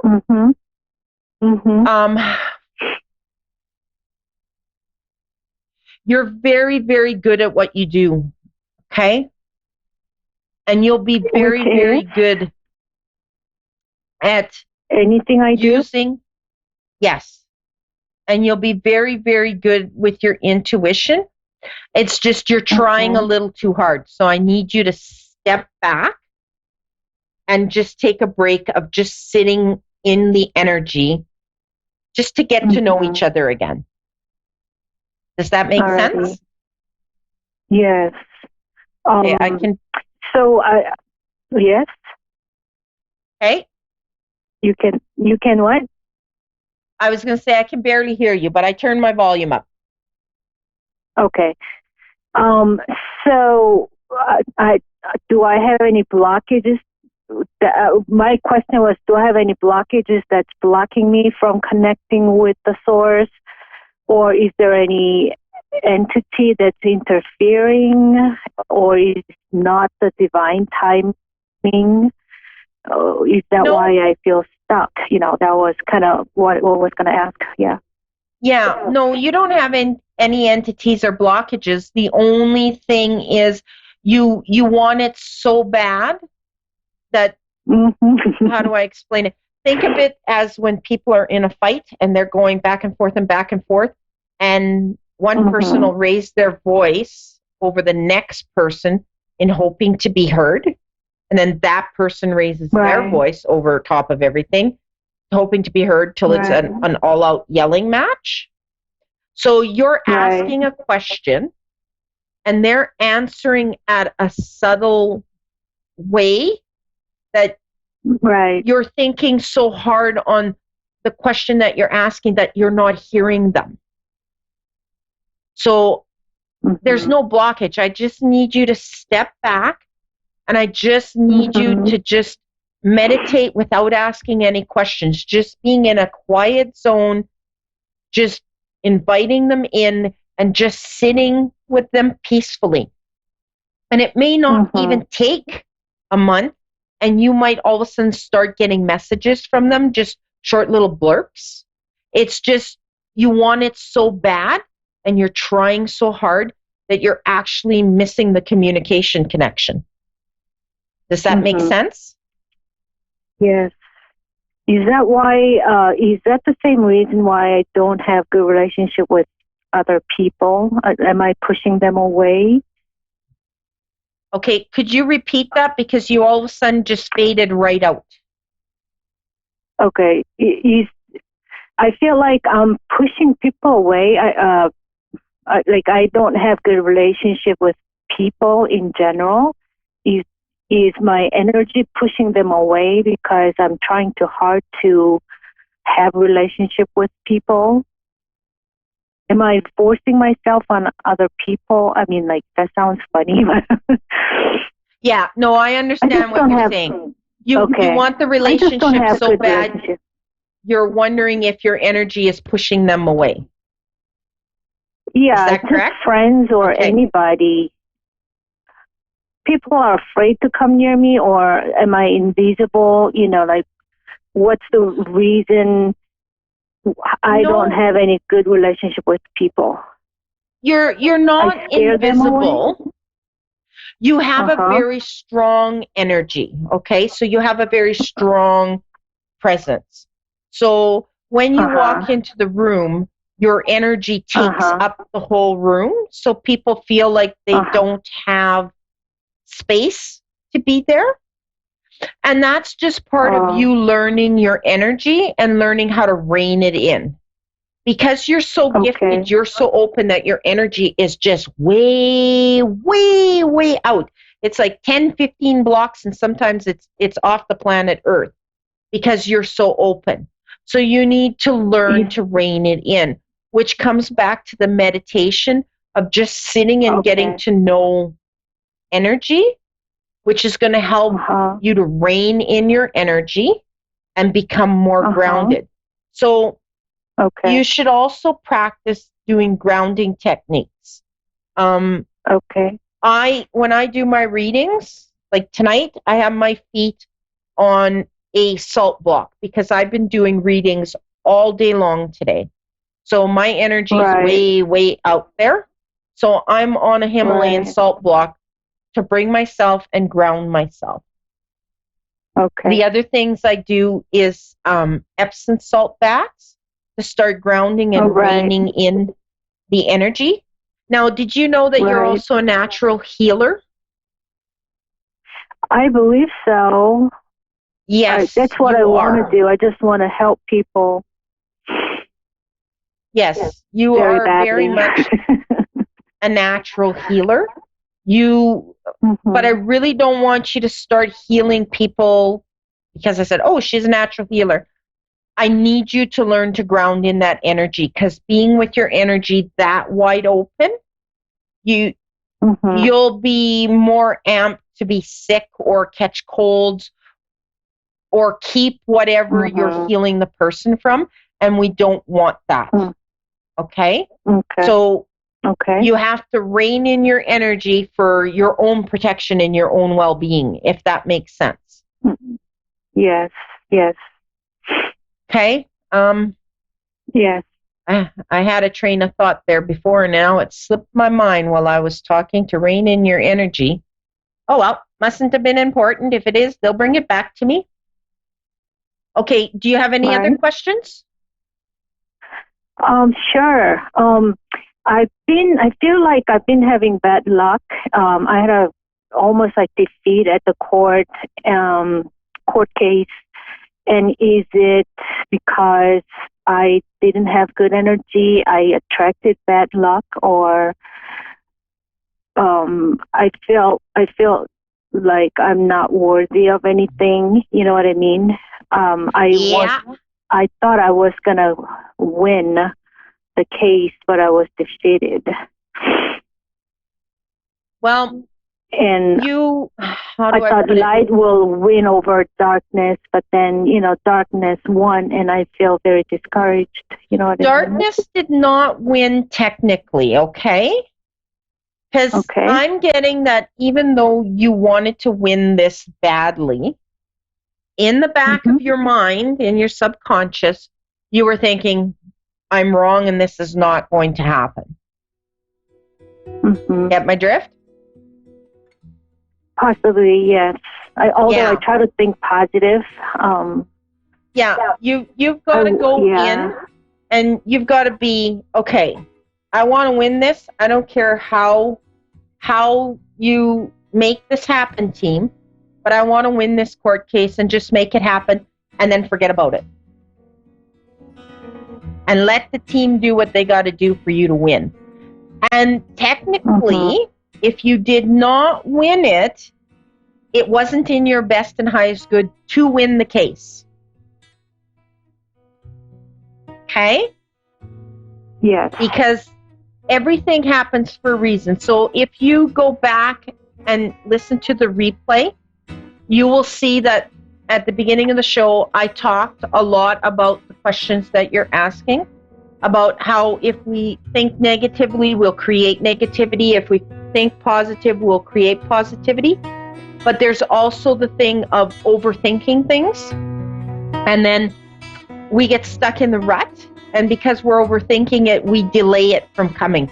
And we just have to forget about it. It's kind of like when we order a package and we sit there and we keep looking out the window. Is it here yet? Is it here yet? Is it here yet? And it never comes. And then we happen to go to the grocery store. We come back from the grocery store and the parcel's on our doorstep. It's the same thing with everything else in life.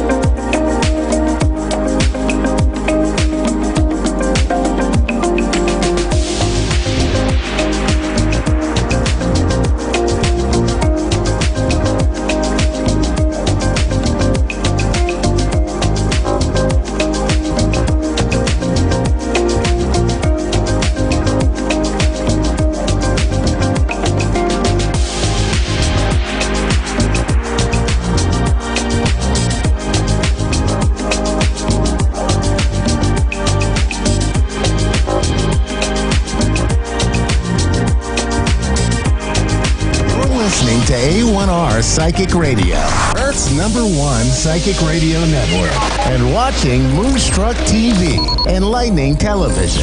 Welcome. Time for Avid Advice Live with Fia Johansson. Live from AvidAdviceLive.com. Connect direct. In North America, dial 888-454-2751. In London, 20-3519-2158. In Sydney, dial 02-8488-3147. Or online, contact us through our Facebook page, facebook.com/psychic radio. Or one of our websites, askoneradio.com or moonstruck.tv. This is Avid Advice Live on A1R, the Ask One Radio Network.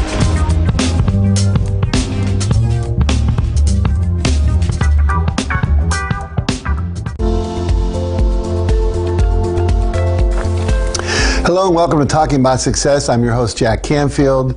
You may know me as the #1 success coach in America, co-author of the Chicken Soup for the Soul series, and also the Success Principles, how to get from where you are to where you want to be. And this show is a lot about helping you get from where you are now to where you want to be. And we're going to help you do that today. I have a fabulous guest today with me, Fia Johansson. She is an amazing being who is going to share, I think, some powerful information that will transform your life with us today.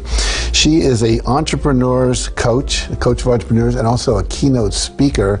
And those terms don't even begin to talk about the depth of who you are. So we'll unpack that a little bit. But welcome to the show. Thank you for having me. Thank you for joining me. I really appreciate it. So, tell us a bit about that. You know, you're a coach, you're a speaker. Tell us about yourself, some background perhaps, and a little about your work. Just Sure. get started. After I got Master of Psychology, I asked myself, now what? Okay, you got Master of Psychology. You're in your practice 8 hours a day, and you're just listening to people who came in and just crying, feel anxious, not happy, not feeling okay, and always connected to themselves about their past, not looking forward for the future. Then how you can fear change this? Well, nobody teach us in high school and university what means conscious and subconscious. But I learned, and I felt, okay, you do have a Master of Psychology. You did a lot of businesses at the age of 22. So you know how to be or help all the entrepreneurs out there. And most of those amazing problems, they come from finance. But how can you help them to achieve faster? And instead, they're walking into your office and talk about, I can't do it, I'm not happy. They just focus on something that they can do it, and they will, and they are going to. And from there, I named myself Subconscious Mind Surgeon. Subconscious mind surgeon. How to hijack someone's subconscious mind, how to make him and her happier and healthier and wealthier about herself or himself, and how to make them to become successful. Just to know the secret between conscious and subconscious. So let's unpack that for a minute, if you will. What is the secret to know between the conscious? Well, what's happening in our life, who we are today, is all because of our subconscious. Mm-hmm. So how we attract things to ourselves because of our conscious. So if we consciously connecting to positivities, replace negative thought to positive thought.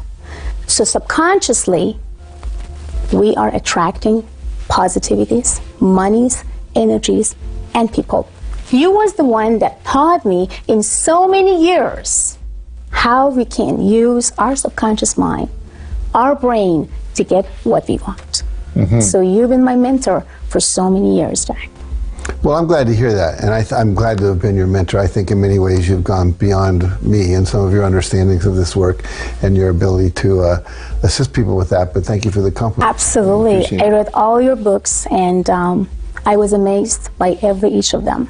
Thank you. And you taught me a lot, and I found the secret in between conscious and subconscious, which after so many years I'm teaching all my students, followers, fans, over 2 million followers, fans worldwide, and I'm talking about you so highly, and I'm telling them, just ask and receive. And they asking me, what do you mean ask? I said, well, Jack said ask and receive, because he always says ask, never just refuse to ask. And then they said, like, what is in between asking and receiving? And what is in between asking and subconscious mind? I said, well, you're asking, that means consciously you put yourself through on fear or no problem in whatsoever you can think in your business or in your private life. And subconsciously, when you are at sleep, your brain is starting to recognize, realize, and bring things to attention to universe. And the frequencies will bring everything back to your life. Beautiful. Beautiful. It really is all about frequencies and vibration. Absolutely. We are all based on energies, and you know that, Jack. I do. When you're teaching your students, in addition to what you just said, are there other things you do to teach them to raise their vibration, raise their frequencies? Exactly. Can you share some of those? Well, some people ask me, how can I do that? Well, like on the way here, I just put on the music. I'm so excited. So everybody was like, oh, I love this music, and I'm excited. I got excited. Like, yes, like you guys, I mean, they can easily do with some memories, something that they make them to feel happy. Let's say that we do have like a bad day or something had happened last week, we are not feeling happy. I was like, you know what? Change it, replace it. It's all thought. To me, there's no such thing as a bad thought and good thought. It's all thought. We are the producer of those thoughts. If I'm going to have a drama in my life, so I produce a drama and became a drama queen. If I want action, I produce action. If I want calmness and happiness, I produce calmness and happiness and family movies. So just do it the way that you want. And it's all thought. And that's what people kind of think of, you're right. Yeah, replace it. Positive thought. Because this is all your thought. You can change it in a second and minutes. And that's what they do. Beautiful, beautiful, beautiful. Now, you and I are involved in a book together. Yes, we do. Let's talk about that a little bit. Yes, we do. I'm so excited. Good. Exactly. I'm so excited about that book. And I'm so happy to co-author together with you. I'm so grateful. I'm so thankful. And I still can't believe that I've been asked by you. And I'm just so grateful. So a lot of people ask me, what is all about? What is all about success? And they ask me what means. Means that how you can easily, but very gradually and nicely succeed in what you want in your life. And it's all about strategy. What type of strategy of your life you have to choose or have in order to succeed.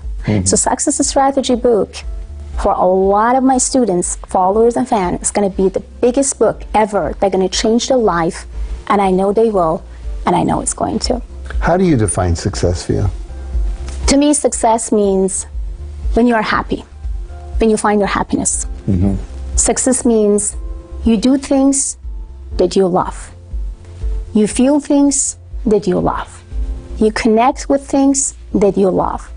And to me, success, divine with love. Beautiful. It's divine love. Beautiful, beautiful, beautiful. Now, you're a producer of a film called The Game Masters, which I'm really eager to see. Talk about the movie. Well, it's all about sex trafficking, human sex trafficking, human traffickings, and it's telling what's happening around us, around countries, Middle Eastern and all other places. In that way, I would say I was very blessed to get connect with a lot of powerful people, police, law enforcement, who they would love to help me to bring it to a lot of people's attention, what's going on around us, around the world. And that taught me a lot, and I'm very happy and blessed that I could. And is still continuing, is still get going. We are going to have another movie which coming, and it's going to be almost continuing the same way, but we are going to let other people know about more political stuff, things which is behind and all the stuff. I know that there's a lot of people maybe not really like that when we look them in the eyes, but we're just trying to show people what's going on around and what means human trafficking, what means when a woman, beautiful, gorgeous ladies who came from other countries without knowing what she's going, where she's going, how she's doing, and what happened to her, and what else is going to happen in the world. So there's a lot behind it. What drew you into that project? Well, as you know, I'm also medium, so basically this is my bonus. So I'm working with law enforcement, police officers, private investigators, and also intelligence services. So I saw a lot with my own eyes. I feel a lot with my own heart. And I felt I need to make a movie. I need to bring it to attention to other people as well. They need to know about it. And this is the truth, the real truths of everything that we have on a daily basis, but we have no idea if it's going to exist or not. So that made me to feel that take an action, make movies, and let everybody knows about it. So most people out there would say, oh, I see something, I'm going to make a movie. I mean, most people would feel overwhelmed by even committing to doing such a big thing. It's hard. It's not easy. Making a movie is not easy. Being a producer is not easy because you have to connect with a lot of people.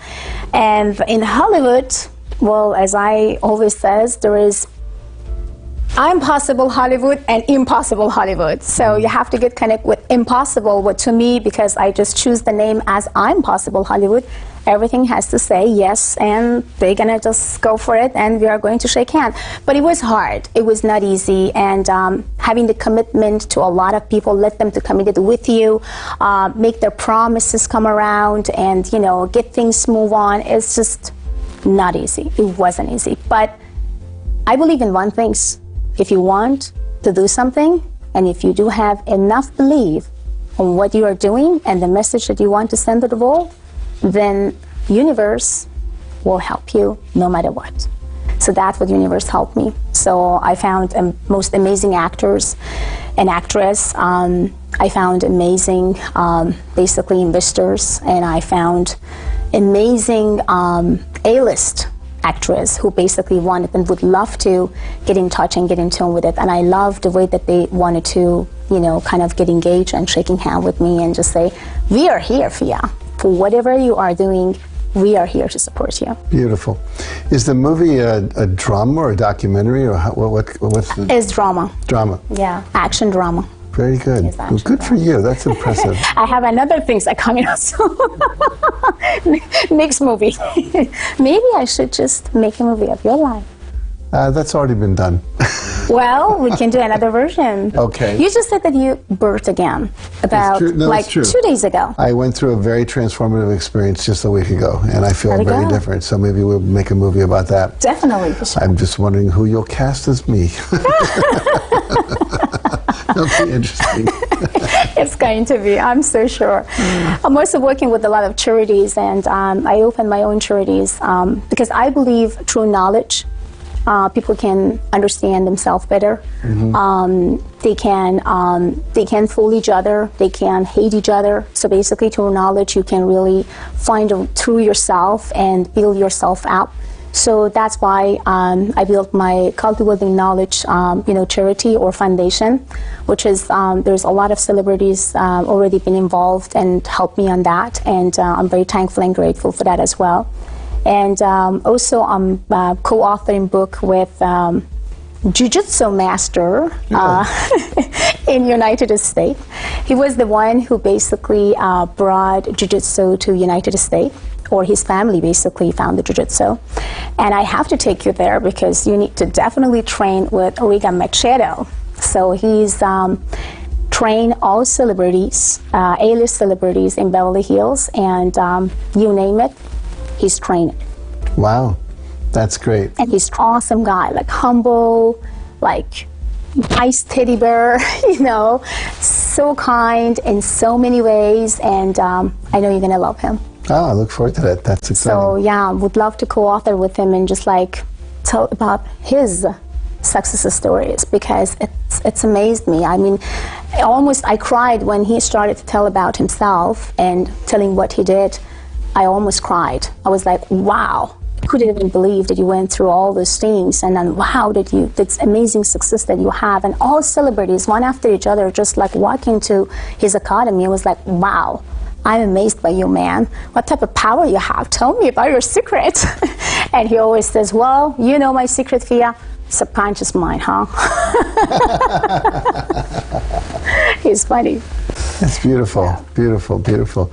There are so many stories that need to be told. So many people walking the planet who have these inspirational lives, and the people need more of that. I think we need a few less Transformer movies and a few more stories like that to really talk about true transformation. Exactly. Coming.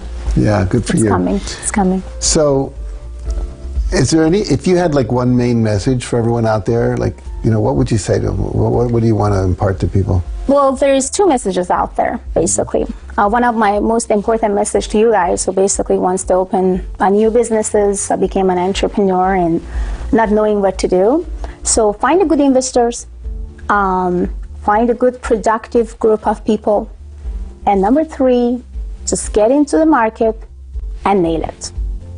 And my second message, you already have a company and you are already successful, but you're tired and you don't know where to go and what to do because you just feel bored and you want to make more money, but not more money coming. For my advice is hire the coach and mentor, me and Jack.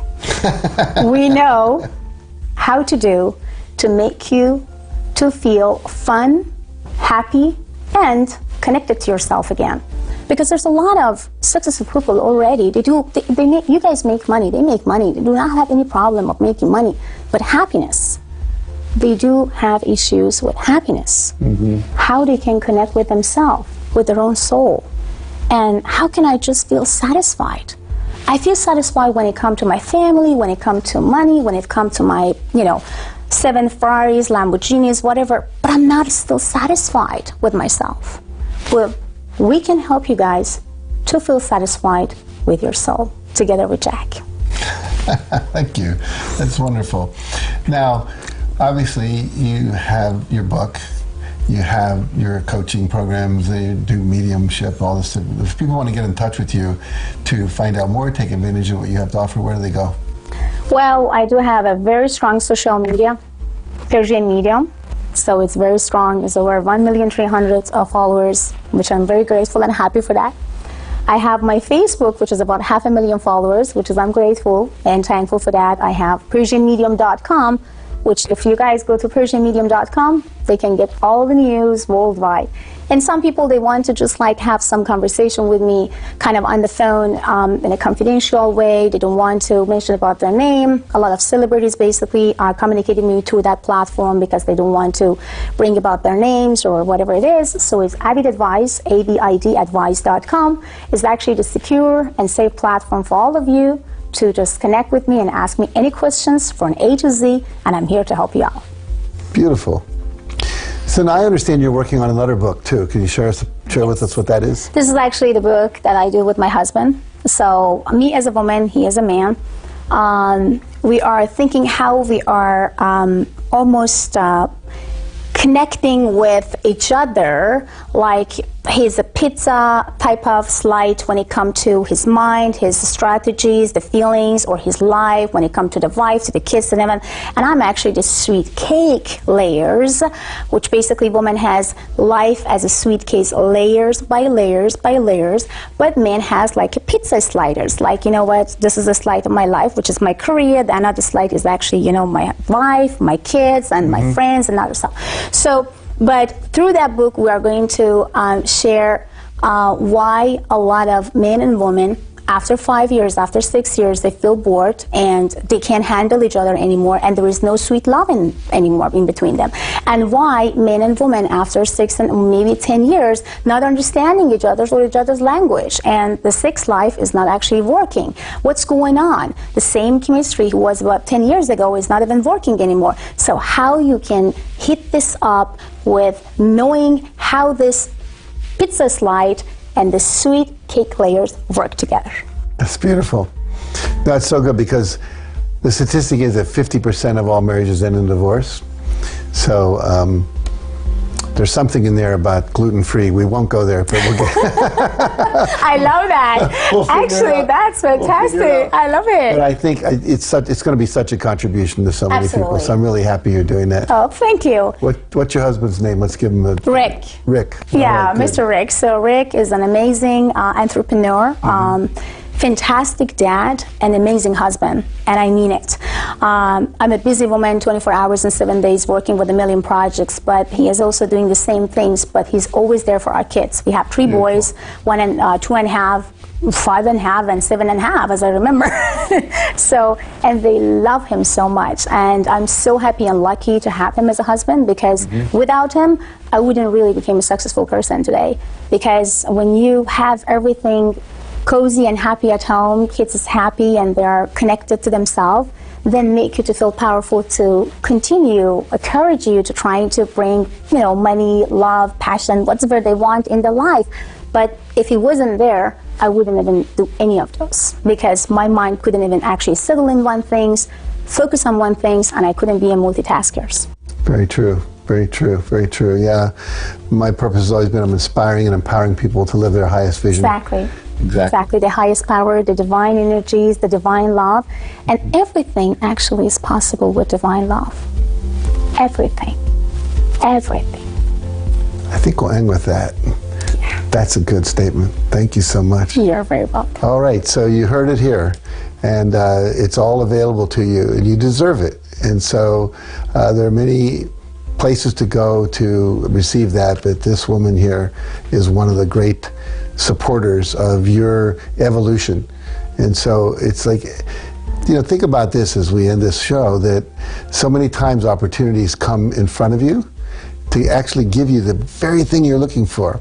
And sometimes we pass it up. So don't do that this time. Take advantage of what she has to offer you. So thanks for joining us. Remember, everything's possible with divine love. You are divine love. And we're all here together to serve each other.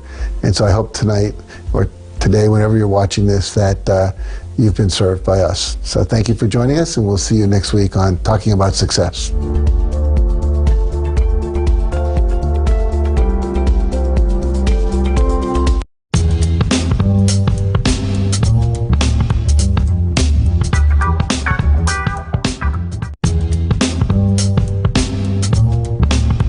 Centuries, it's believed that mediums have been able to mediate communication between spirits of the dead and living human beings.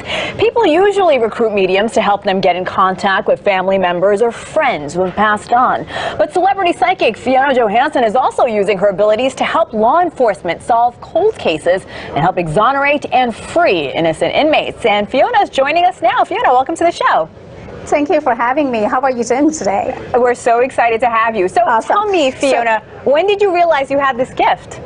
I was at the age of 7. It was a hot summer. A friend of mine came to my house and we had fun. We played. And 3 hours later, when they want to go home, I said, please don't, because I see visions, I see colors, and I see that you guys definitely going to have a car crash.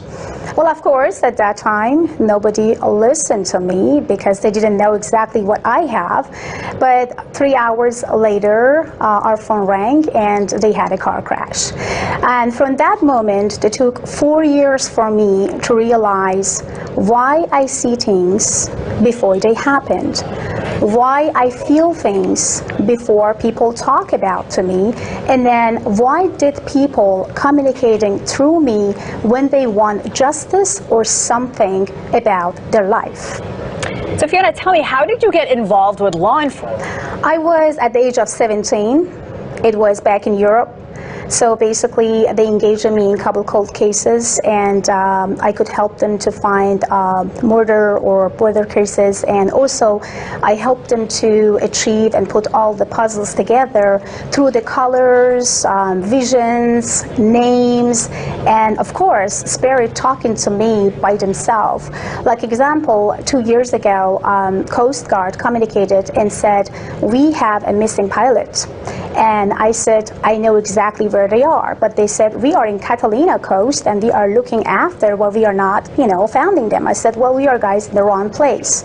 The moment that they said they are missing, I said, they both dead. He immediately connected and says, how did you know it was two? Because it was one student pilot and the other one the instructor. And then he said the student pilot mentioned exactly where he is, and that's why they are dead, because I am just communicating with dead people when it comes to my mediumship. So 40 minutes later, they sent me a helicopter, and then right after, we found the stress signals that belong to that helicopter or that plane. That's incredible. Fiona, can you walk me through the process when you're presented with a case at first? When I actually starting to look into the cold cases and murder cases, again, it was the spirit that directly communicated through me. So, and when I started, I was 17. Law enforcement communicated to me and said, like, are you ready to get engaged with that case? And when I felt I'm ready, I said, yes, I am. And all of a sudden, all the names, images, visions, and things come through. Incredible. And then through that, I understood that when I'm asking, or there's someone asking about some name, and I don't even know about, I should not know anything about their name, I should not know anything about their genders. All I know is the communication that I have together with that law enforcement or, police or officers just tell me we have a missing persons. We have some baby boy was like 4 years old that been missing for kind of 5 hours.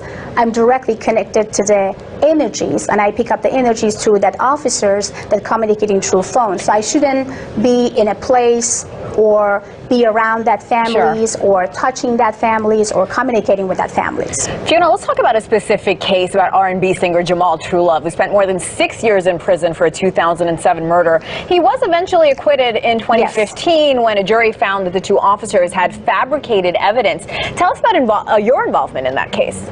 Well, the way that I involved in this case, it was that we got through a couple actually friends, and when they reached out to me, I said I reacted immediately that this guy is innocent and he shouldn't really be in jail. And they said at that time that they can't do anything about it because you know, already all the evidence is against. And I said, well, he will come out, but not now. There is a timing that I can see, and I'm predicting, and this time is all about like in between 5 to 7 years.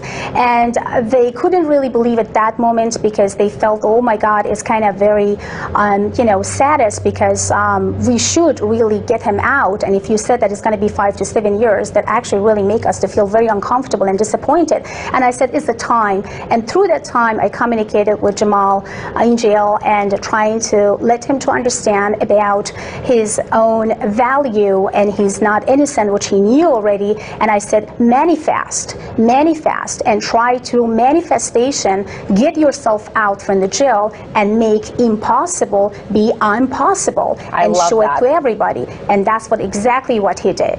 Absolutely fascinating. Fiona Johansson, psychic investigator. Fiona, thanks so much for being on the show.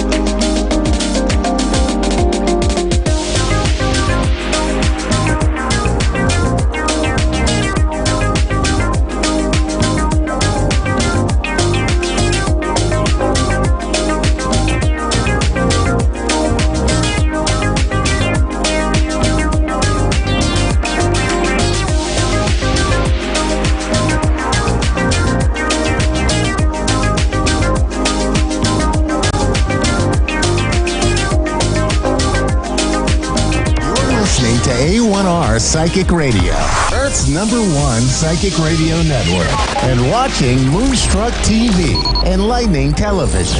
Welcome. And now, Australia's Psychic Cowgirl with Tanya Reid. Live from AustraliaPsychicCowgirl.com. Connect direct. In North America, dial 888-454-2751. In London, 20-3519-2158. In Sydney, dial 02-8488-3147. Or online, contact us through our Facebook page, facebook.com/Psychic Radio. Or one of our websites, askoneradio.com or moonstruck.tv. This is Australia's Psychic Cowgirl on A1R, the Ask One Radio Network. G'day, Tanya Reid is Australia's Psychic Cowgirl coming at you from Sunday Creek today. We've had a heap of rain here and it has been absolutely amazing. It's definitely what Australia needs and we're starting to get like massive amounts of rain. So it's really cool. Our dams are filling up, our tanks are filling up, and we are, absolutely excited to go out and it's like there's water everywhere. So feeling very grateful today. And I think many here, especially around the area where I am, we're really dry. We depend on dams and water feed for stock and just generally for ourselves instead of having to buy water in. The only option when you are on tank water here is to buy it in. So we bought some, I think, last week. So yeah, and we've bought a few loads in already this summer, which isn't uncommon in the dry season, but it's been really dry. But we had about 55 mils last night, so we're so excited. So yeah, I'm celebrating that. So anyway, energetically, it's been a really amazing time at the moment for people to be really, oh my God, just ready to be totally frustrated because we've had Mercury in retrograde, but we've also just had a real standstill where people that are usually able to manifest things have been really stumbling along. And I've had that feedback from many people. And even I found myself that I've been holding back on things because it's just like timing's not right or things aren't working out as you expect them to be. But it's almost like like I said last week, we're being pulled up for a reason. So I've just been embracing the being pulled up and going, what is it I need to tick off my list to do, and let's focus on doing that rather than worrying about what is coming up. So I do feel that's a real message for everyone. Again, this week's similar to last week, just focusing on what needs to be done, get stuff done in this moment where you're being held back and maybe not jumping into what it is you want to be jumping into, and just accept the fact that, sometimes we are just seriously pulled back for a reason, or we're feeling a bit stuck for a reason. Don't lose the faith. I shared this with my group that I've got attached to my Facebook page, and I said, look, we just got to keep the faith, Sometimes that message is given to us over and over, but it's always given to us for a reason. So all that is meant to be will be, but sometimes it's all about patience and having trust in the fact that it will all work out for your highest good. And I honestly believe that. And sometimes as hard as life can be, if we keep that in the back of our mind, and it might be just once a day saying, you know what, I've got this. And just say that to yourself in the mirror, I've got this. And you'll find that things, they do turn around anyway. Nothing stays the same. So things are always brought about with change. But sometimes the more that we panic about it, or the more that we stress about what's going to happen, and am I going to be okay? Will I be able to, do what I want to do? All of these worries, stresses, and things that are on our mind tend to then repel the end result we want, and make it sit there for longer. So I do feel that with the energy around at the moment, we need to be accepting of it and allow that, okay, if we're held up for whatever way, shape or form, or whatever is meant to be will be. And if I'm held up, I'm not going to get into my head and worry about it. I'm going to it's almost like we need to shift our attention. So rather than focusing on what's not happening that we want to happen, let's focus on something we can control. Because as we know, there's no point worrying about what we can't control, and we may as well focus that attention on what we can control. So shift your attention. Quite often when you shift your focus, then things come into alignment even quicker. So I feel like that's a really strong message at the moment. So if things aren't panning out for you, you're struggling, or you're not feeling like you're getting the messages through that are giving you the signs, just let it go, move on to something else, and it will come back into alignment. So I just feel that. And I know a lot of people are sharing at the moment energetically. We're into March. There's a big shift that's coming, and I can't remember who I was listening to yesterday. I think I shared it on my group. But, yeah, it's like things are going to change around. So had this bit of a hold up, and I feel like I want to go back to the last 6 weeks because I feel like I'm repeating myself. And even with readings of things, I feel like I'm a broken record going, it's coming. But I really do feel we're into March now, and that shift where things will propel us to where we need to be quicker. Even from this weekend onwards, I feel like you'll start to get some confirmation. So don't be put off, and don't be disheartened by what's been happening, because, again, we always know that change is inevitable and nothing ever stays the same. So if you're stuck and feel out of sorts, it's not long-lived. So please remember that. Okay, I'm going to go on to my first caller. I have got Amber in Ingraham, Illinois. Amber, how are you? I'm good. How are you? Good. What would you like me to focus on today for your reading? What? What would you like me to focus on? Did you have something specific you wanted to ask me in regards to your reading today? Because I felt like there is. Well, me and my husband have been trying to conceive for quite a few years, and we are having tons and tons of trouble, and my health is going down the drain. Okay. So times like these put a lot of stress and pressure on yourself. Let me just have a look at, okay. So is it you that's from the big family? Because somebody here in Spirit showing me there's a big family history. So it's like someone's from a line of many children, and they want me to remind you of that. Now, is that your family, can I ask? That is actually my husband's family. Okay. Because I'm like, they're showing me, hang on a minute, there's a history of a lot of children in the family, so don't be disheartened. So, okay, straight away, I get that. All right, it's a little bit like, and I had a caller similar to this last week, it's a little bit like a watch kettle, when we're anticipating things, we tend to want it so much that we tend to then energetically push it away from us. Now, right. because I'm going to connect in with Spirit who's coming through. I've got a lady who's very nurturing and very motherly, who's the one that's stepping in. And I feel like I want to go to your husband's family, because she was the one that showed me there's a lot of kids in the family. So I feel like I'm connecting, and I even want to go to the reference to June, whether that's a name or reference to the month. There's something that she's showing me in evidence to prove, like who she is. And it's like she's the reassuring motherly type. So she's quite family orientated. And there's something, is there horses around, or where do the horses fit in for you? The what? Horses. I get the vision of horses, and I'm just looking at it whether it's symbolic or you have horses around. We don't have any. Okay, all right. So there's something like symbolically the horse means to freedom. It means to opening the gate and letting things go. So can I ask, because I feel like what she's showing me, there's nothing, you haven't had any proof or evidence as to why you haven't conceived. So I don't feel that medically there's a problem. Does that make sense? Yes. Yeah, because she's showing me there's not a big deal. It's almost like the anticipation is what's holding back from you.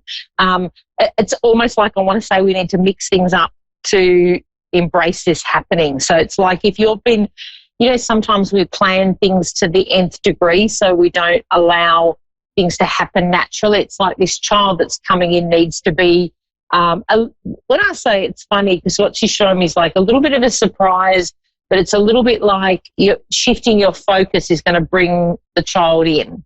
And I do see there are children, so it's not a case of, am I going to have them? There's definitely children coming in for you, but it's this when. So I'm like going, 2020 is a really big year for manifesting, and I feel like with our first one, you're getting the news this year.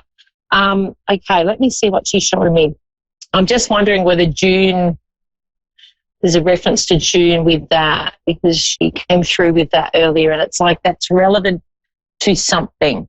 Okay, let me see. Where am I going with this? Okay. There's something, have you been having tests to work out what you're lacking in? Because I feel like I want to go to, I don't have a lot of energy, and there's something that you're a bit lacking in right at this point in time. No, I actually haven't had any.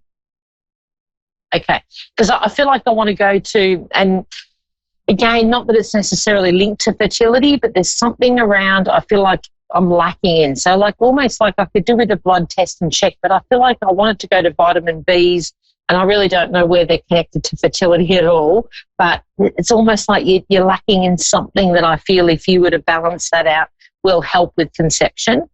And okay. I do want to say to you, so have you been following, because she's showing me you've been following all the strict rules around falling pregnant. So I don't know whether that means you're working out ovulation dates, and I feel like I've got all these strict things in place, and she's showing me to let that go and just allow this to happen. So I'm not sure we're trying to make this happen, and the fact that it hasn't, that you're putting things in place, but it's like she's showing me to go, throw it out the window and enjoy this, because the child is coming, but I want to take the pressure off the two of you. Okay. Okay, because so I don't know, does that relate? Are you putting things in place as far as falling pregnant and putting restrictions on things or planning things? Honestly, that's a lot of what our mindset has been on, just because my husband has been wanting a baby girl so bad. That's like all he thinks about, all he ever talks about. So it kind of just stresses on me, because I feel like I'm not going to be able to give him one. Okay. So it's like we need to let that go. And I almost want you to say to him, look, it will happen. Stop overthinking it. Stop.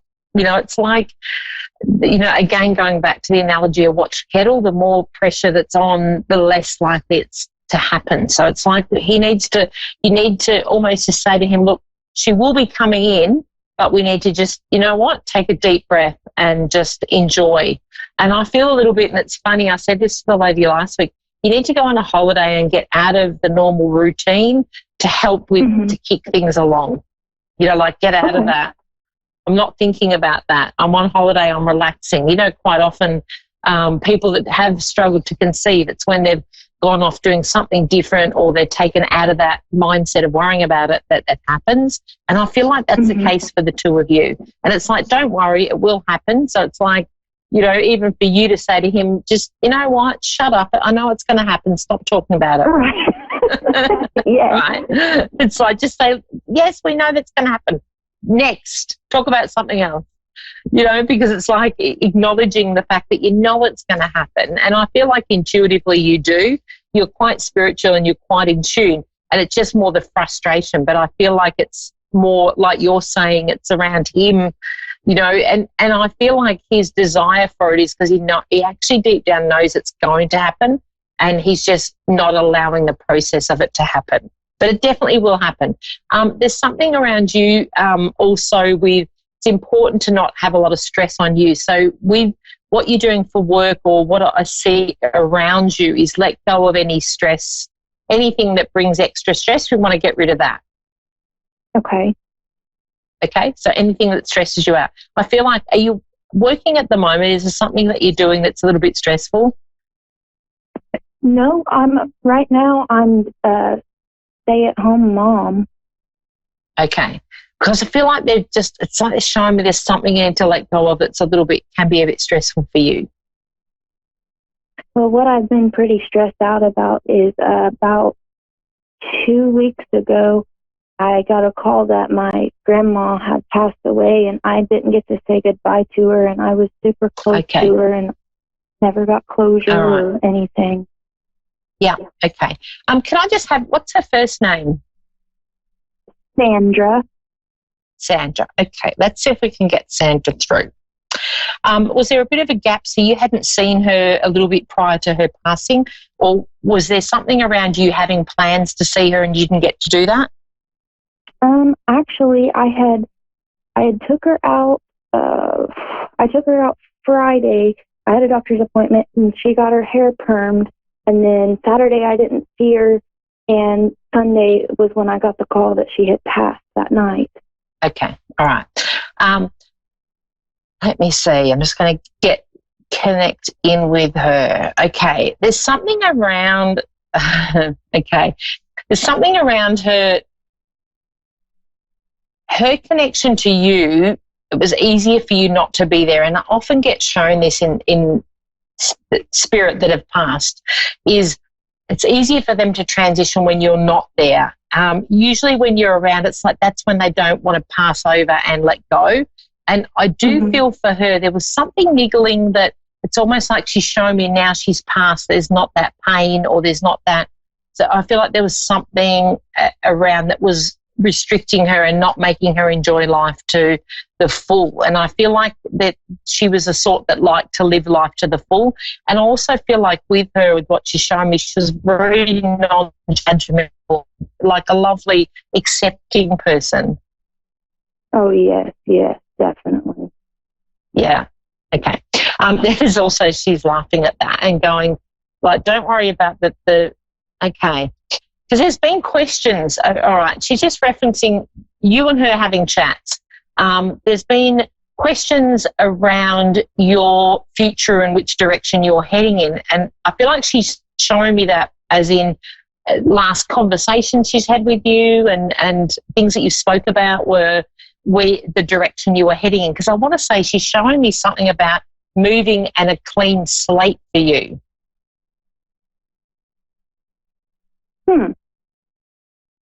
Okay, there's something around. I don't know whether you had that discussion with her, you were tossing up something with yourself and your partner, or we might be doing this, because I feel like she's showing me, it's almost like she's saying to me, tell her there's a fresh slate happening. Wow. Okay, so it's really important that she got that through for me to tell you. And there's also a thing of not worrying. So it's like she wants to take the worry away. And I feel like she did that when she was here as well. And there's some reference to going outside with her. So I don't know whether there was a plant or there was something. She's showing me going outside when you want to connect in with her. And there's a reference to butterflies. So I feel like if you were to see a butterfly, that's her signal to say she's okay. And she wants to say, like, don't worry about not being there. And she's like, you already know that, is what she's telling me. You already, there's something around you two having a conversation and both being really well connected. And it's like you didn't need to say goodbye. She always knew you had her back. As she's got your back is what she's showing me.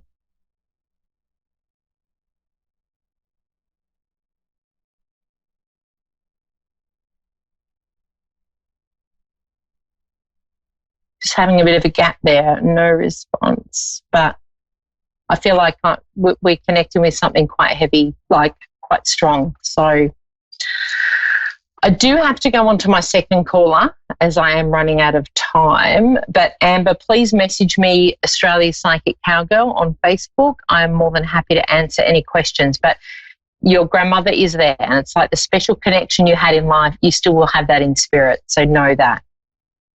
She's definitely there for you. So I'm going to go on to Jane now, my second caller in England, UK. Jane, hi there. Hello there. How you going? How are you? I'm good, thank you. I haven't connected with somebody in England for ages, so I'm very excited. Jane, what would you like me to cover? Because we are limited on time, but I want to make sure I can get everything I need for you. I don't know really.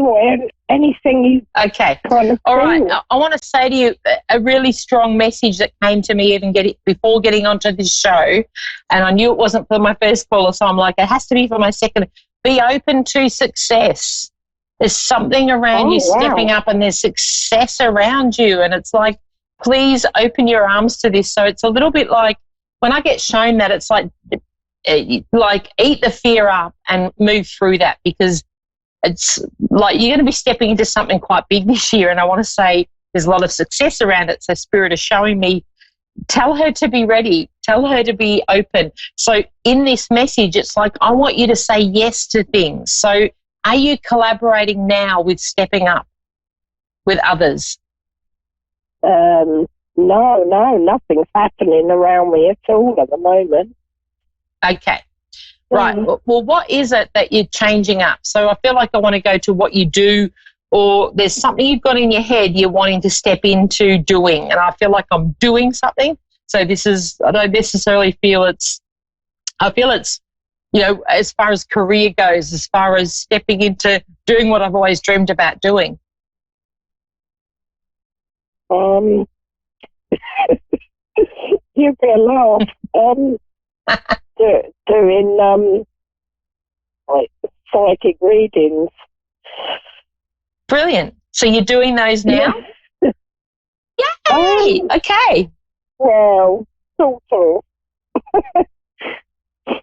All right, because it's like the only thing holding you back is you. And I know with stepping into readings, it takes a lot of self-belief. It takes a lot of trust in the fact that what you're getting is correct. But it's like they're showing me great success around you. So I have to say, it's like, don't feed into any excuses as to why you're not doing things, because it's almost for you, it's like, you need to be doing things. You're hiding. Yeah.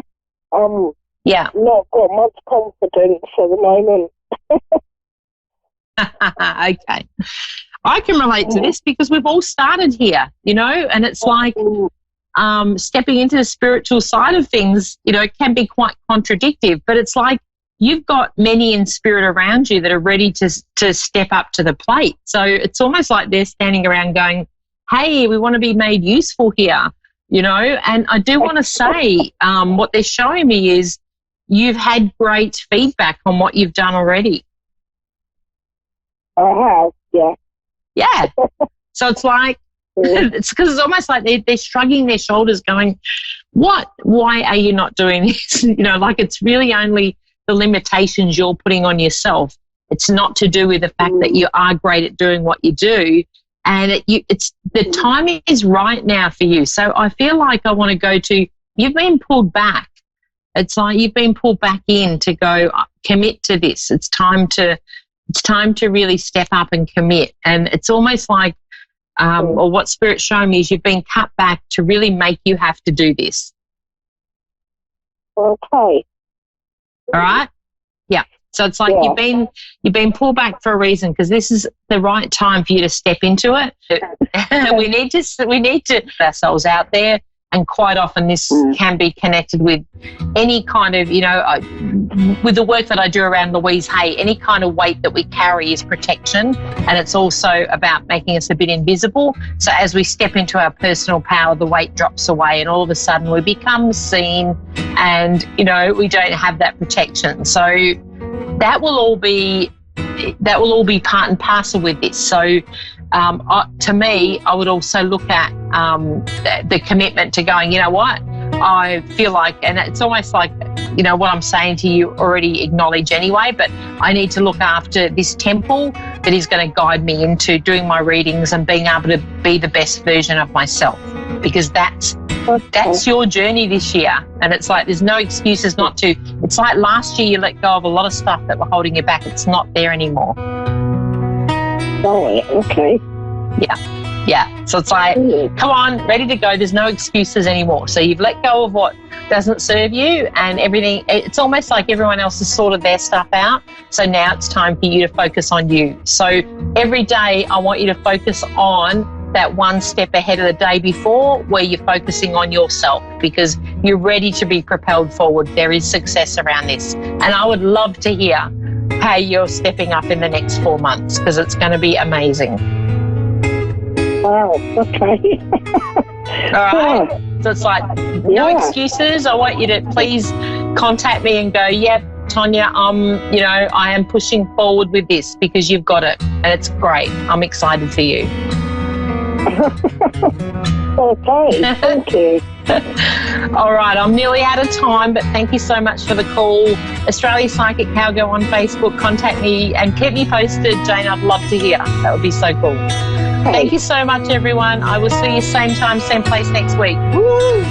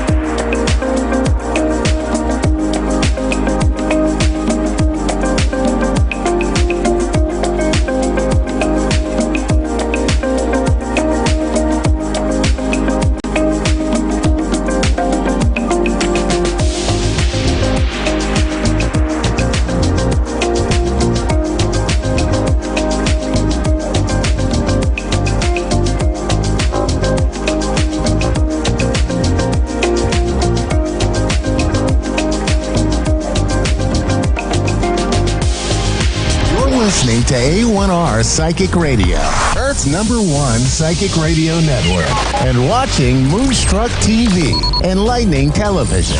Welcome. And now, Reverend Elliot's Magical Window with Reverend Elliot. Live from magic-works.com. Connect direct. In North America, dial 888-454-2751. In London, 20-3519-2158. In Sydney, dial 02-8488-3147. Or online, contact us through our Facebook page, facebook.com/psychic radio. Or one of our websites, askoneradio.com or moonstruck.tv. This is Reverend Elliot's Magical Window on A1R, the Ask One Radio Network. Greetings, fellow seekers of truth, wisdom, and light. This is Reverend Elliot, your friendly neighborhood esoteric practitioner, coming to you live from the city of New York, where we get together from all corners of the world. I don't know that the world has corners. Where did that expression come from? I thought it was round, you know? I mean, it's bad enough with the people who can try to convince me that the earth is flat, but now it's like the bizarro world. It's square, you know, all corners of the globe. And we get together to look through the magical window of the tarot. We do that every Wednesday, and it's always a wonderful thing to do because it gives us information. I've been reading tarot cards and studying tarot cards since the early 1980s, before many of you were born, and I never take it for granted. They always amaze me. They're going to amaze me tonight. They're going to amaze you tonight. They're going to do things. There was one person I've known for years who he still thinks this is a trick, you know. So he listened to the show once. I've been doing this for 9 years almost now. And he listened to the show once. And I said, so what did you think? He said, well, you did things that I can't explain. I said, and that's bad? You can't explain it, so it's bad? You know, this is how skeptics work. If they can't explain something, it's either fake or it's bad. So, hey, all I can tell you is that you've heard it if you're a regular listener, and it's my favorite kind of reading. It's the kind where a person who calls in doesn't tell me anything about, well, they tell me their name, you know, but they don't give me any information. Like if somebody calls up and says, well, I'm going to be taking a trip to Alaska, say, the cards say that you're going to be cold, you know, that kind of, you know, that's the kind of stuff that gives card readers a bad name. But if somebody says, just tell me what the cards show, and they don't tell me anything, what I like is when the cards hit the nail right on the head and get exactly what's on that person's mind. The other kind of things that you've heard the cards do, and this is always amazes me, somebody can call up and ask a question about romance. And then every card I get is about money and work. And it turns out that money and work has been a problem. See, so the cards will tell you what you give you information about what I was going to say, tell you what you want to hear, but that's not quite what I meant. The cards will look at what it is you want to look at unless there's something of overarching importance. And then the cards will say, no, we're going to look at this instead. Now, there is a way of reading cards that goes back to the Golden Dawn, the Occult Society of England from the late 19th century and the early 20th. It's a very, very time-consuming way of reading, and what I like about it is that you can take a half hour before you even get to the point where you discuss anything with the person who wants a reading, and you put up 4 piles of cards, each relating to a different suit: the wands, the cups, the coins, and the swords. You know, and if it's cups, it's about romance or emotions. And if it's coins, it's about money. And if it's wands, it's about career and work. And if it's swords, it's either about conflict or mental activities. And as you know, if you think about it, mental activities include conflict. So then you go into the cards and you look for the significator, which represents that person. And if you say, well, I see that you're interested in money today, and if the person says no, well, then you say, thank you, come back tomorrow, and the reading ends. You know, we spend a half hour to get to a point where you could be wrong. Well, we've streamlined things in the last 100 years, mercifully, and we do with the equivalent of speed dating here, you know, on the radio for the readings. We're going to do readings that take just a few minutes at a time, but you'd be surprised how they get right to the point of things. If you want a longer reading, please don't even hesitate to drop me a line. My email is asktarot@earthlink.net. That's asktarot, ASKTAROT, @earthlink.net. You can also find me at magic-works.com, MAGICK-works.com. That's a marvelous website, if I do say so myself. I put a lot of work into that, and there's about 60 pages just crammed with information there. You go to the page on Ouija boards, for instance, you'll see almost everything you could ever want to know about Ouija boards. And then there's a page on candle magic where you can see almost nothing about candle magic because it's still under construction.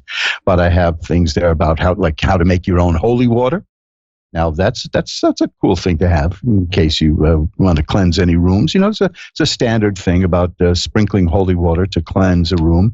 Well, you don't have to raid the font in a church. You can make your own holy water. It's quite simple, and I show you how to do that in the page on holy water. There's all kinds of stuff. There's a page on revenge. There's a page on love spells.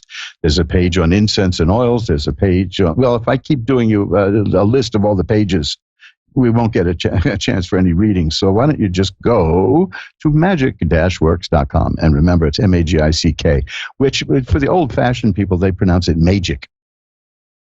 But to me, it's still just magic. But you can go to MAGICK-works.com and see a whole bunch of stuff there, things that I do and things that I can do with you. And more importantly, I can do for you. But with you actually is the best way to do it. I can teach you how to use magical rituals to enhance your life, to get rid of the things you don't like in life, and to enhance the things you do like. That's the whole point of magical work. It's not cheating. It's not trickery. It's a form of meditation. It's a mental activity in many ways. Just check out the page on meditation too at my site. And you're gonna get a small taste of what I do here, and I can do so much for you to help you out with life. And that is, I mean, look, people have been doing this kind of stuff for centuries. Now I'm going to tell you something. Don't you know a guy? There's some man or woman in your life who's just like, what's the polite way to say this? Not all the bulbs are burning, you know, and yet that person gets ahead all the time. That person gets the breaks. That person gets the good job. That person gets the money. You know, it's just all the good things in life come to that person, and you wonder why. Well, odds are that person's doing magic. Like I always like to say, there are stores in this country that sell magical things like incense and oil supplies, you know, magical. I hate that word supplies though, because somebody once told me a joke where the punchline was supplies, like a supplies party, you know. And every time I hear the word supplies, I think I remember a surprise party I once had. Now talk about needless digressions. But you can get magical supplies from so many stores in this country, and some of them, like Azure Green or Wisdom Products or the Luck Shop in Chicago, these places have been around for decades. Now, who's keeping them in business? Not just me. I'm not the only one buying from them. There's thousands and thousands of people buying magical things from these stores. Candles, incense, powders, kits. I can put a magical kit together for you. You know, this is simple stuff that human beings have been doing for years. But in our ultra scientific world, we have ignored it. Nobody teaches you the rituals, the shamanistic stuff, the healing. Now, get a load of that. There's a page at my website about healing, and you may be interested to know that the placebo effect is growing. It's playing havoc. That's why you don't see any new medicines on the market lately. They can't get the medicines approved because the medicines that they test are doing as well as placebo effect. And placebo effect is what you get when you give somebody a sugar pill, but tell them it's a medicine. Now, how does that work? Finally, science has awakened to the idea that we should be studying that. How in the world can you give somebody a sugar pill, tell them that it's a medicine, and their body then heals? Now, it works both ways, folks. There's a recorded case. You can, if anybody's interested in this, I'll send you. Just email me at askdarrow@earthlink.net, and I'll send you the information. There is a case on record where a guy was given some placebo medication, and he just was very suicidal, and he took an overdose of pills that do nothing, and he nearly died. Think about that. Now, I mention that because they say, sticks and stones can break my bones, but words will never hurt me. Let me tell you something. Your thoughts can kill you. Your thoughts can heal you. Your thoughts can make you ill. Your thoughts can make you better. That's why it's very important to keep a positive frame of mind. And I'm leading up to this because I do have a page in my website about revenge, which I mentioned. And it's not what you might expect, because I know I don't tell you how to do it. I get frequent requests from people to do magic rituals to kill people, and I just don't do that. I stick with positive energy. Anything you want to achieve, you can do it in a positive way. There's no need to get all warlike with people. One example, I've talked about this frequently, was there was this one guy at work who was a real pain in the neck and other body parts, who everybody just wanted to see gotten rid of. So somebody said to the other guys at the office, let's get in touch with this guy I know, meaning, me. And we'll see if he can take care of this guy who's making life miserable for us here in the office. So I said, sure, I can do that. I can get him out of your office. And they were so happy and said, what are you going to do? What are you going to do? I said, I'm going to fix it up so that he wins the lottery and gets millions of dollars. And then he doesn't have to work anymore. And he'll retire to a beach in Maui or wherever. And he'll be out of your hair. And they were depressed. They wanted me to hurt the guy. And I said, listen, what do you really want? Don't you just want to be free of the guy? What do you care how it happens? Why do you want to hurt him? Why not just get rid of him in the nicest way possible? You're still rid of him either way. And who knows? Maybe he'll become a nicer person once he's happy. Who knows? But, there's another thing is I knew a guy once who, at the age of 24, was one of the biggest stars in show business here in America. And he was rich, man. Imagine at 24 years old, he just struck it big overnight. And he had millions of dollars. Before he was 30, he gave every penny of it away. And he said to me, years later, of course, said to me, Elliot, it was killing me. It was killing me, all that money. And he gave it away, And then every now and then stories would appear in things like National Enquirer about how he was living in the woods, homeless. Well, he had a tent the size of most people's living room. And he just liked camping out. But how they media spins things. That's another thing. As a working journalist, I got to tell you, be very dubious about what you hear in the news. And that's all I'm going to say about that today, because I could go on forever. Why don't we do this? I think you got the gist of what I do, what I can do for you, where you can contact me, the whole 9 yards.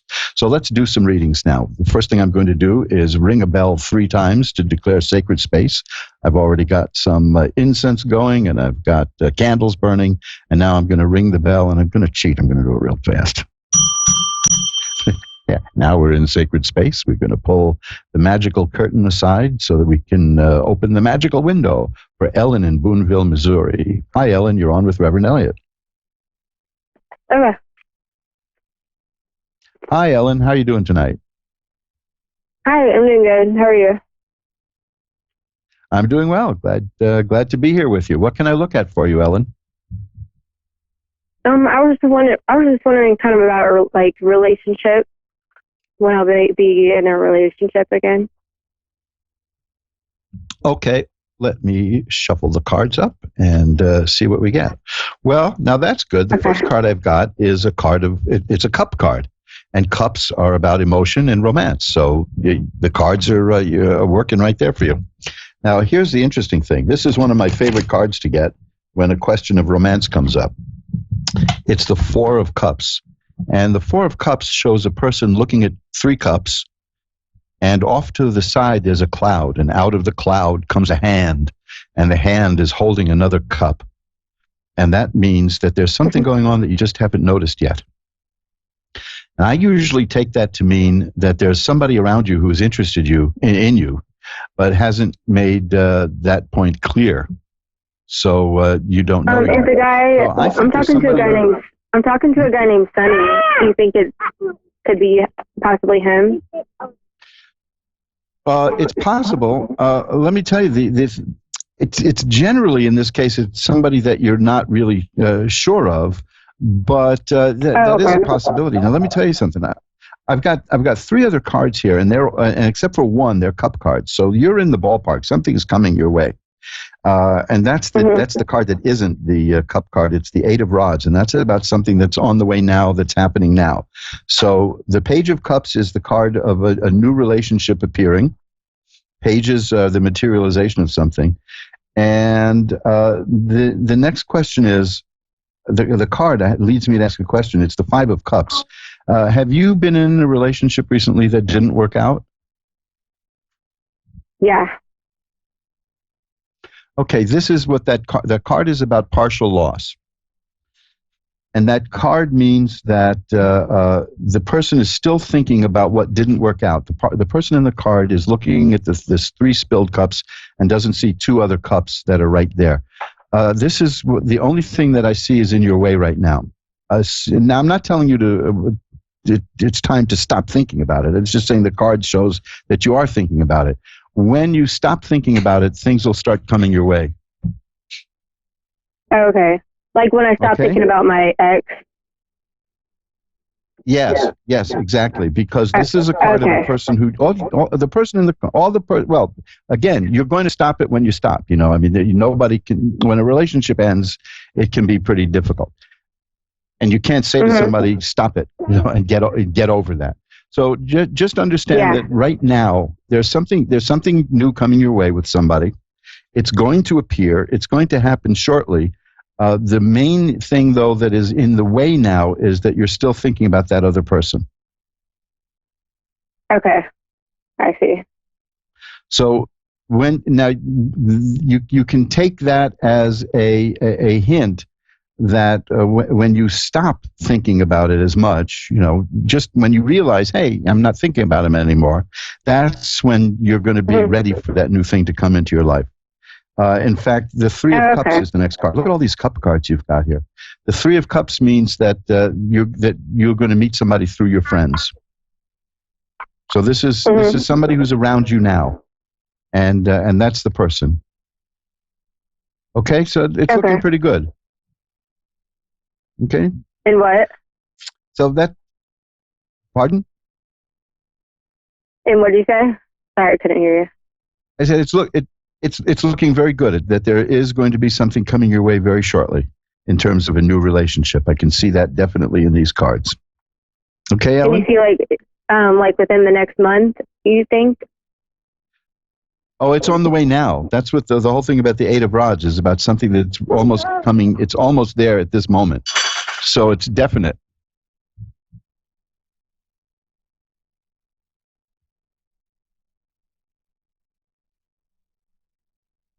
Okay, so keep your eye out, because once your mood changes, once it changes and you're no longer preoccupied with the previous relationship, things are going to then start really moving forward for you.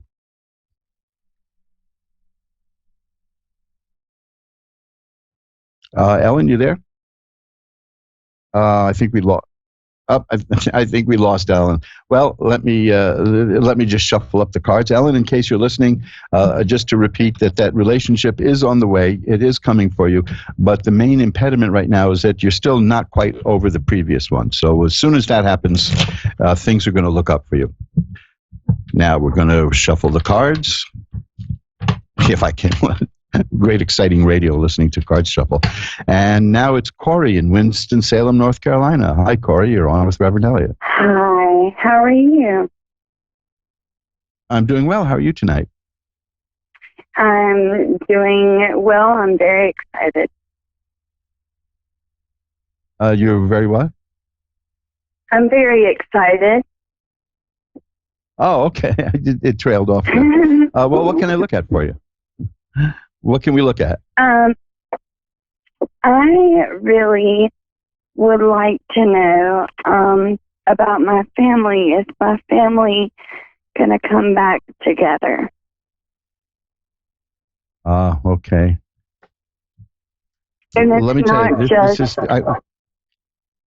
this is a very deep situation, and I'll tell you why I'm saying that, and then I'll tell you what the good news is. As soon as you asked me that, the card I got was the Three of Swords. And the Three of Swords shows a heart with three swords sticking in it.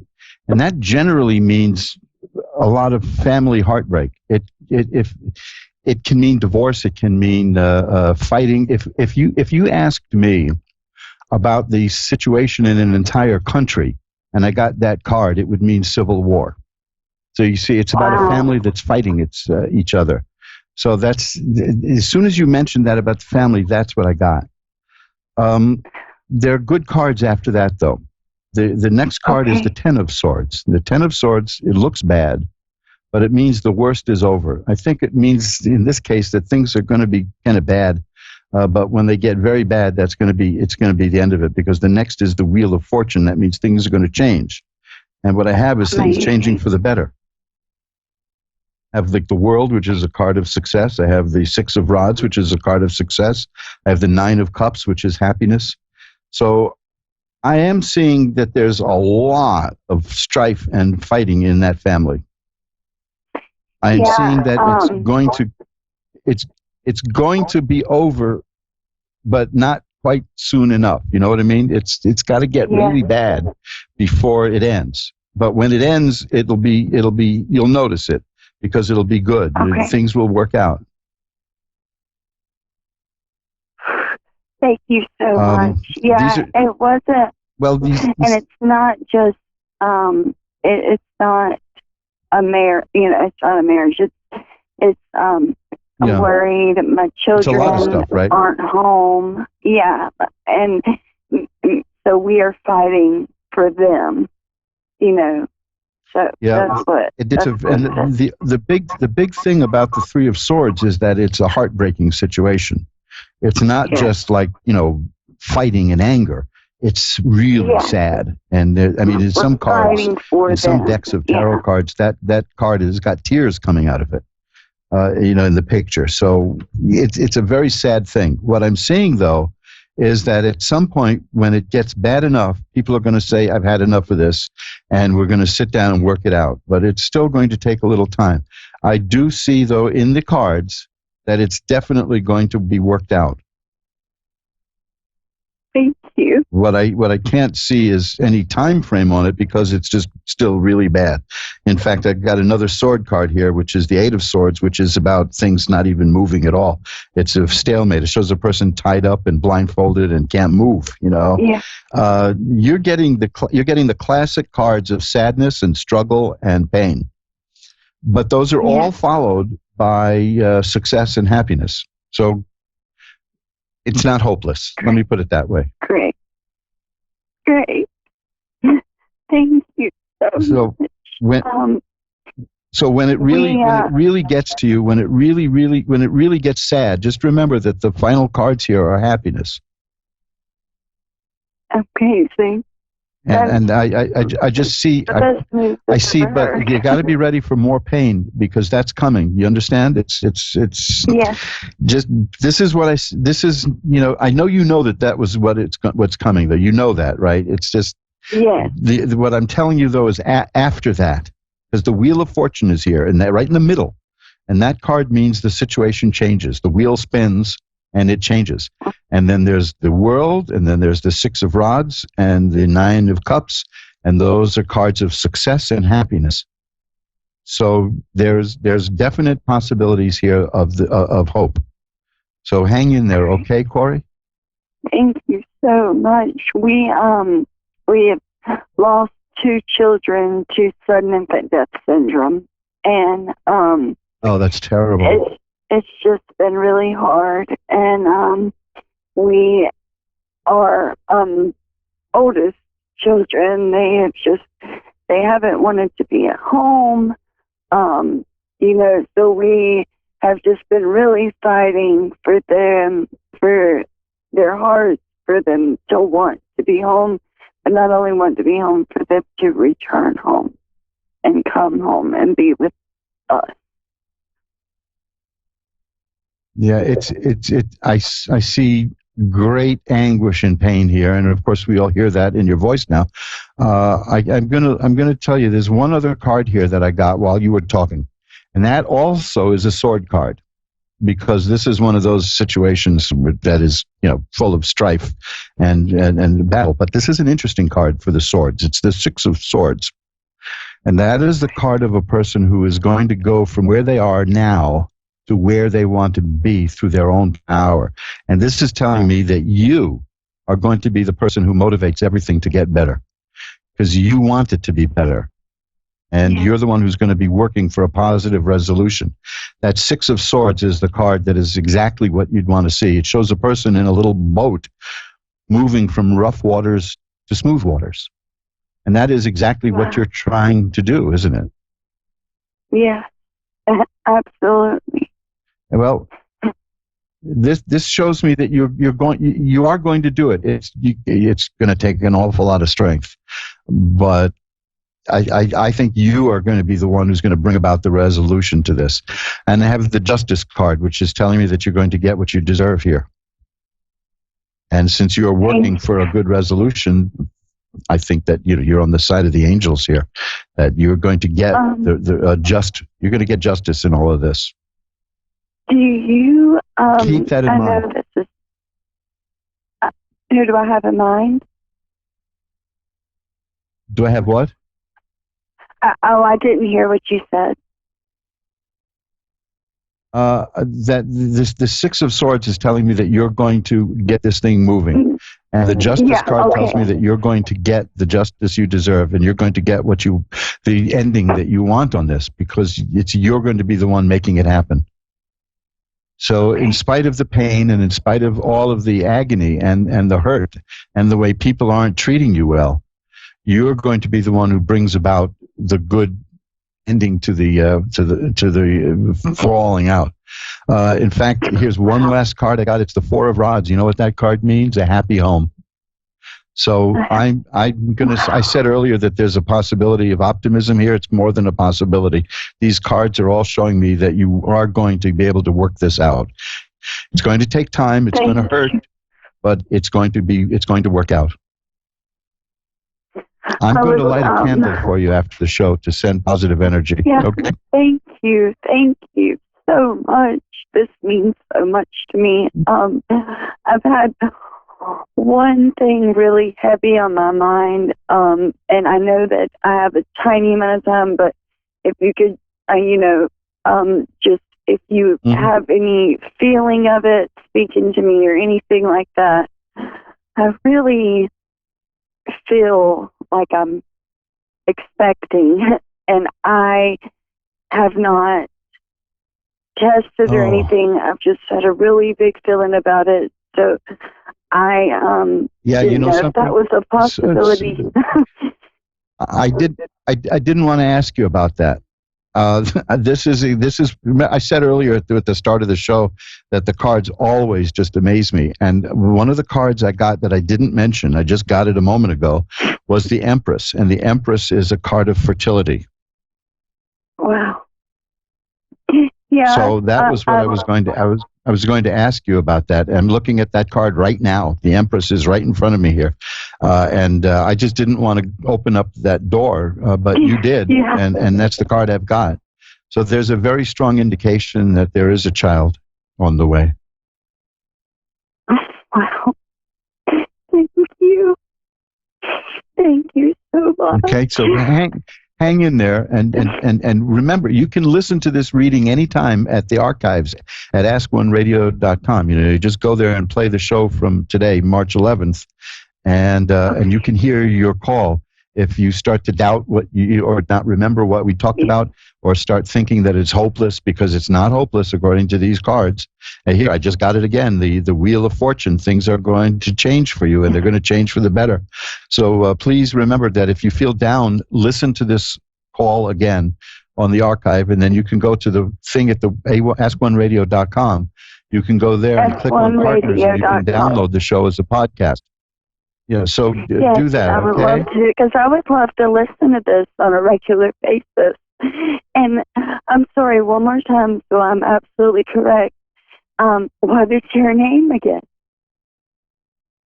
My name is Elliot. Just Elliot. Reverend Elliot's Magical Window is the show, and you can find me at AskOneRadio.com. Okay?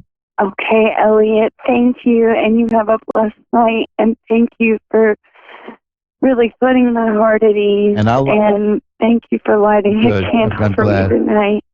That's the best thing that's the best thing that the cards do, is to bring a little clarity and then show a glimmer of hope, and then there's more than a glimmer in your case, because it's going to resolve, and you're going to get the justice that you deserve. And then there was that Empress card. Yeah, I just shuffled them and I got the Justice card again. Definitely you're going to get what you deserve.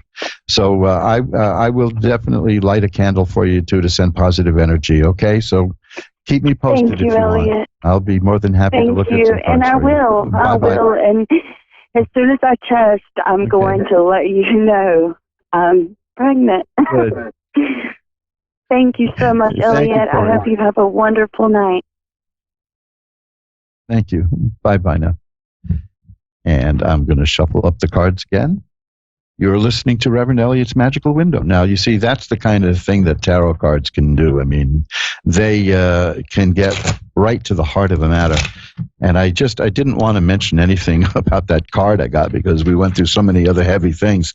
But there, I got that card, and then Corey asked me the question, and what can I say? This is what I meant when I said that tarot cards never fail to surprise me. Never. Always they surprise me, leave me speechless sometimes, which is a condition that a lot of people look forward to in me. But I've always been a talker.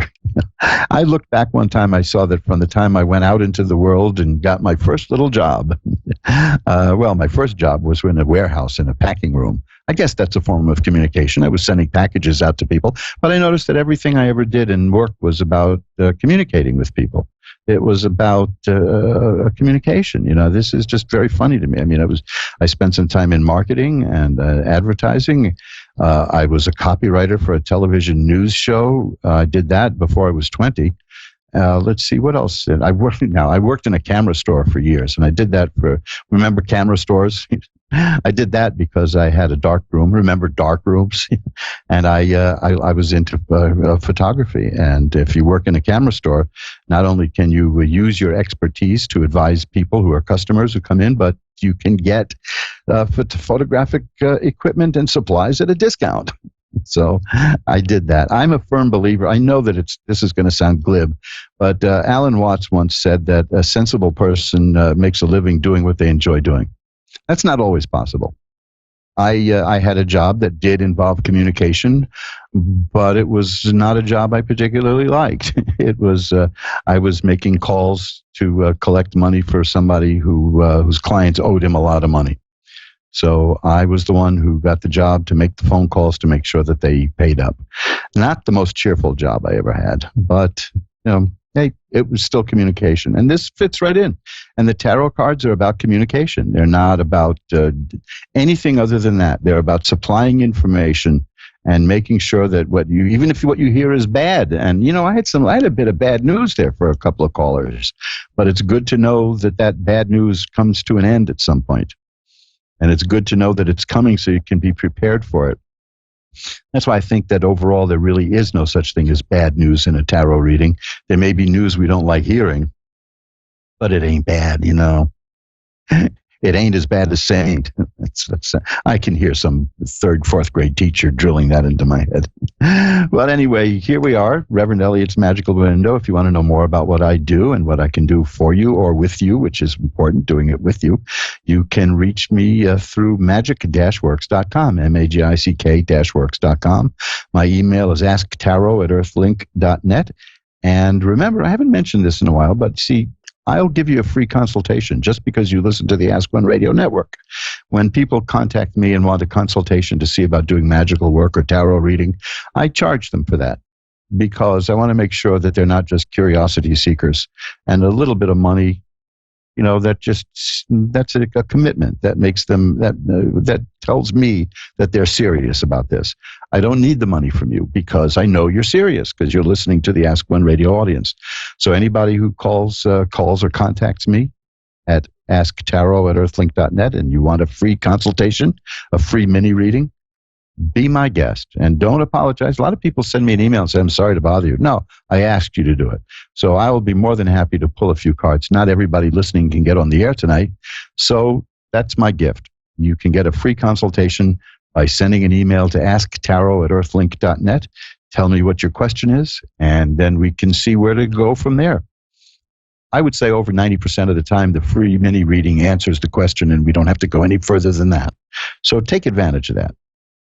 And I will be more than happy to do it for you. And now we're going to Anchal in Montreal. Hi, you're on with Reverend Elliot. Yes, hello. How are you? Hi, I'm doing well. How are you tonight? I'm very good. I'm good, very good. Great, great. What can I look at for you? So I am looking, there has been some very major changes at my workplace in my profile. And it has been in constant flux. And I'm a contractor, so it's kind of coming up for renewal. The position is new as well. So I just want to kind of get some guidance on my career right now, the profile which I am in right now. It's just too many changes and too many constant major changes happening. Okay, so essentially you want to look at what's happening in terms of your situation at work right now? Yes, yes. Okay, let me see what I get. Well, I'm seeing big changes coming. I'm seeing big changes coming in your whole life, actually. Good changes. I mean, these are happy cards, but change can be pretty difficult. Let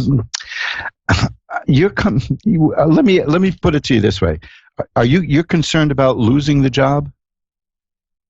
I'm not even sure because my contract is up till June, so I'm not sure if it's getting renewed, it's not getting renewed, or I have to start looking out again. So there's a lot of uncertainty around it. Okay, let me tell you why I asked you that. I have an interesting card here in this context. It's the Eight of Cups. And the Eight of Cups is about a person who walks away from something that isn't working out the way they want and is going to something better. So that's a card of a person who's either considering leaving where they are now or is going to end up leaving. Just something that may be on your mind. Now, the next set of cards here, it's the Death card followed by the Temperance card. Now, death doesn't mean dying. Death means a new phase of your life beginning. And that's fascinating coming after the Eight of Cups. It's almost like you're about to leave one part of your life and you're going to enter another phase in your life. The Temperance card coming after that means it's going to be a phase that's very well balanced. You're going to find balance in your life. After that, now get this, after that is the Ten of Cups, which is perfected happiness, and the Nine of Cups, which is about having all kinds of happiness and satisfaction on an earthly level. Somebody who enjoys the good things in life. Somebody who is financially very well off, I might add. So it's looking to me that there's a possibility that you may be getting something better than you have now. And if so, if you walk away from what you have now towards something better, which is not now, remember, we're doing short readings here, so it's not in depth. I'm certainly not telling you to quit your job. Believe me, that isn't it. Yeah. The point is that this card is saying that there may be another possibility coming your way, which will lead to a whole new life for you in many ways. A balanced life, a happy life, a wealthy life, and that, I'm not talking about, extremely rich, but the kind of life where you can enjoy the good things without worrying about it. Because these are, now, what's interesting to me is you have two major cards here, which is the Death card and the Temperance card. All the other cards are cups, which tells me that emotional things are more important to you than almost anything else.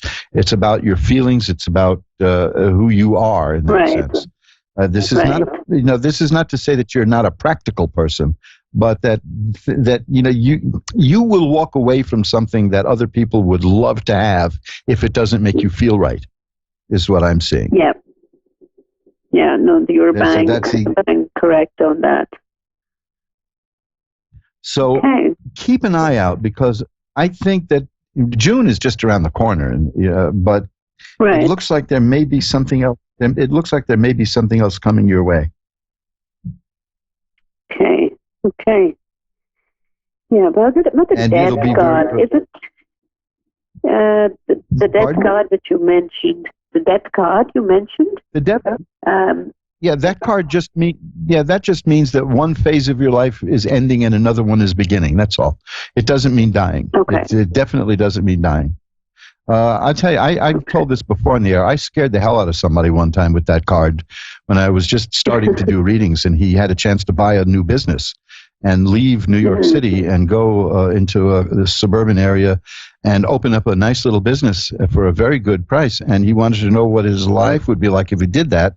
And the first card that came out was the death card, which was a good card in that case. It meant that you're about to begin a new phase of your life. But he collapsed. He thought that it meant he was going to die. Yeah, and I told him what it meant, and he didn't believe me, and it was my fault for not preparing him for that. And you know something, I never spoke to him again. He was a friend, and he never wanted anything to do with me after that. But no, it definitely means that it's the beginning of a new phase of your life, and all the cards after that are positive cards. There's the Temperance card, which means everything is in balance.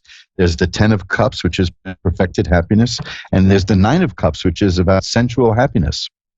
So, things are going to work out very well. Now, the Eight of Cups, going away from something that isn't working to something better, that's a very broad description. It could also mean that your work is going to take a new level, that you're going to that they may offer you a better contract. It's that kind of thing. It's something you have to play by ear.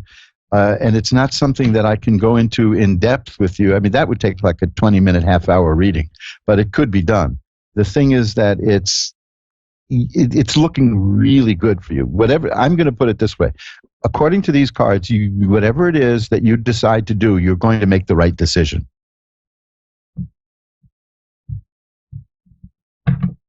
Okay?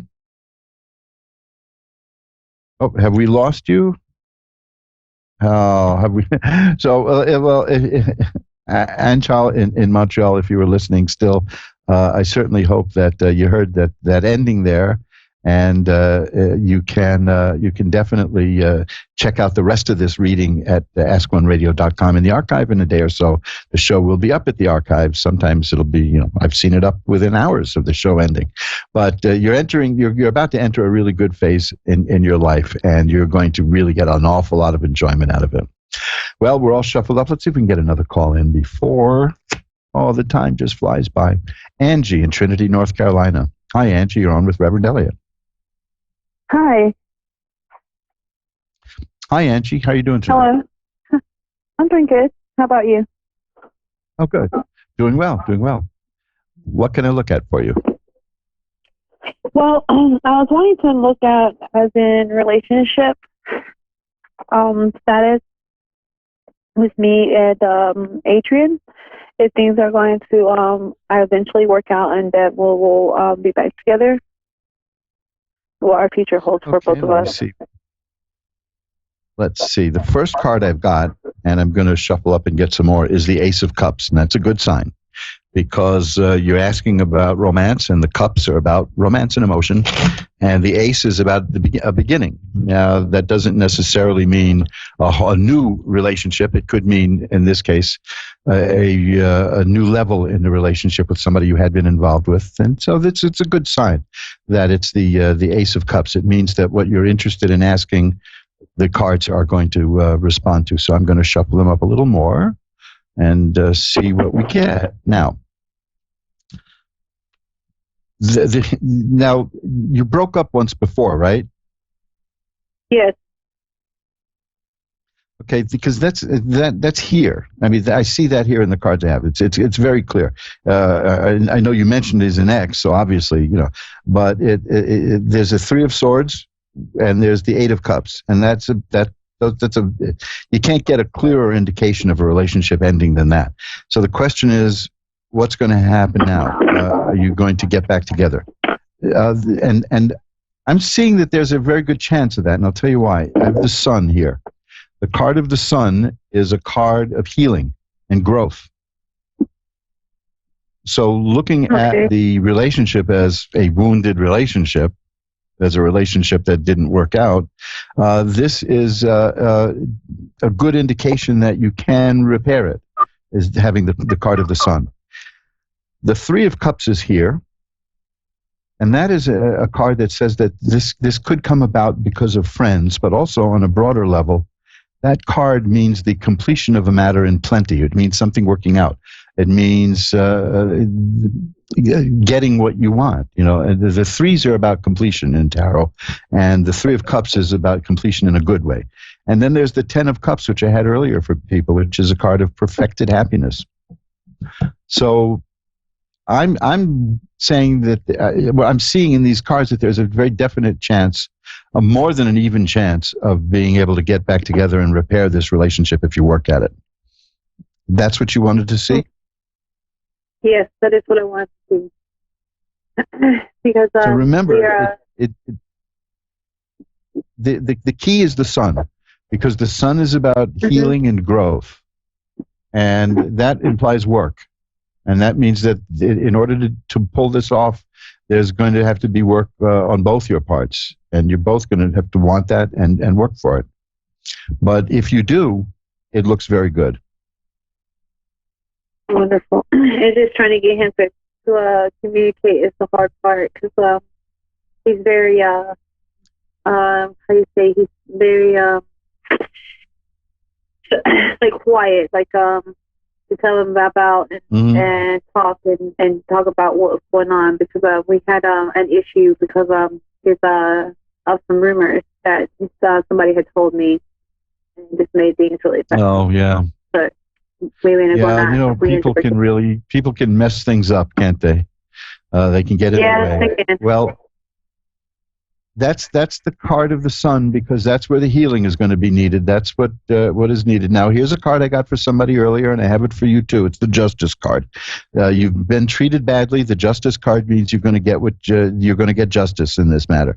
So I think that you'll be able to overcome that. And again, this is a reading that shows that this breakup was very sad, and it was not a happy breakup at all. You know, I mean, I've seen some of those, but you know how breakups can be. They're not the happiest things in the world.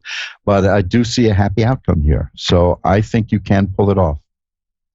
Just keep in mind that it's about working towards healing. That's the whole point of the Sun card. It's healing and growth. I've got to run. I want to see if I can get one more call in, but I think you can do this. These are a good set of cards, so keep that in mind. Okay, Angie? I appreciate your time. Thank you. Have a wonderful night. Thank you. Bye-bye now.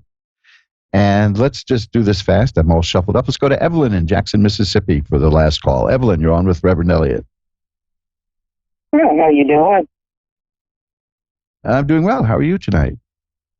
I'm good. Thanks for calling me. Well, what can I look at for you? Okay. Basically, future, I'm trying to relocate. And job hunting, not much success. So just trying to figure out what job market I need to target, or, you know, really what I need to do. What you need to do to relocate? Well, like I said, I'm looking for another job. I haven't been able to find one. I was just trying to see if there's a particular job market I need to target or what have you. Okay, let me just see what I've got here. That's an interesting question, because I only have a few minutes. Let me see what I can dig up here. Thank you.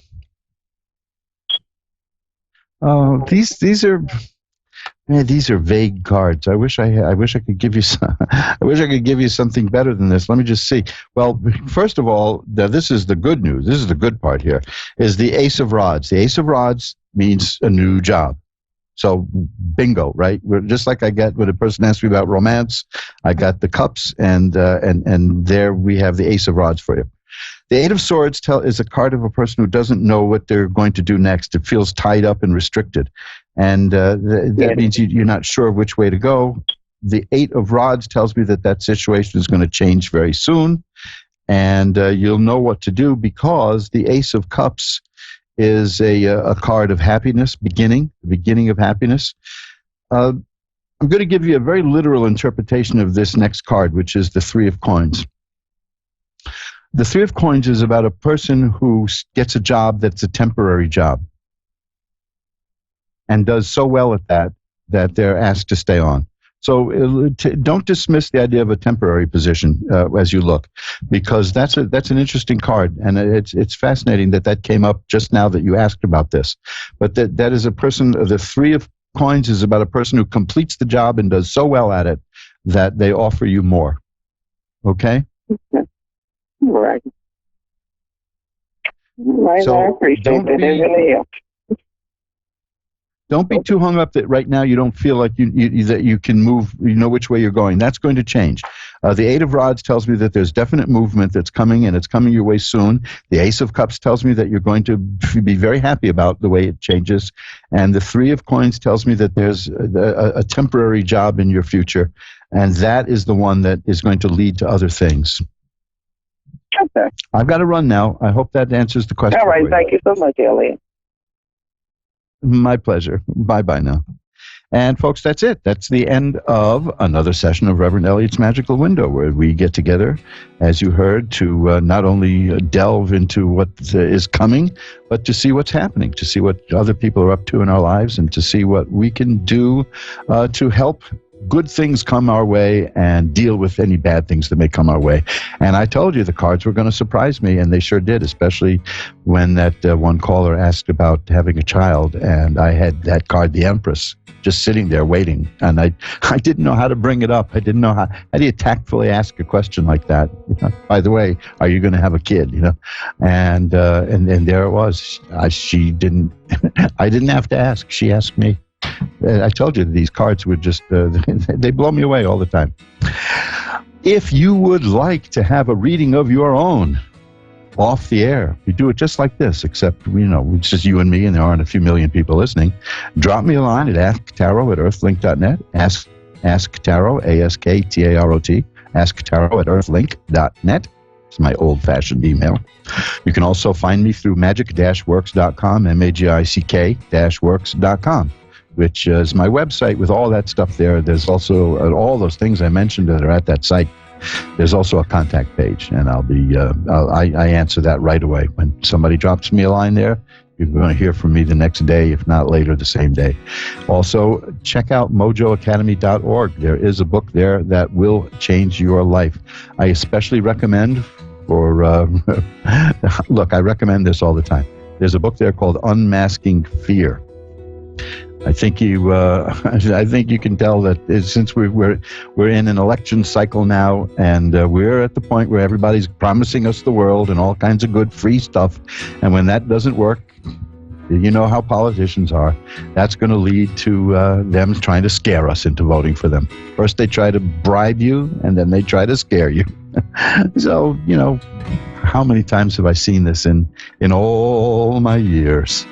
So Unmasking Fear is a book I highly recommend because it was written a long time ago, but it is just as applicable today. And I wrote the introductions, which show how it still works today. So that's it, mojoacademy.org for a book that will change your life, magic-works.com. See what magic can do to enhance your life. See you next week. Until then, remember, time flies, folks. It's up to you to be the navigator. Bye-bye now.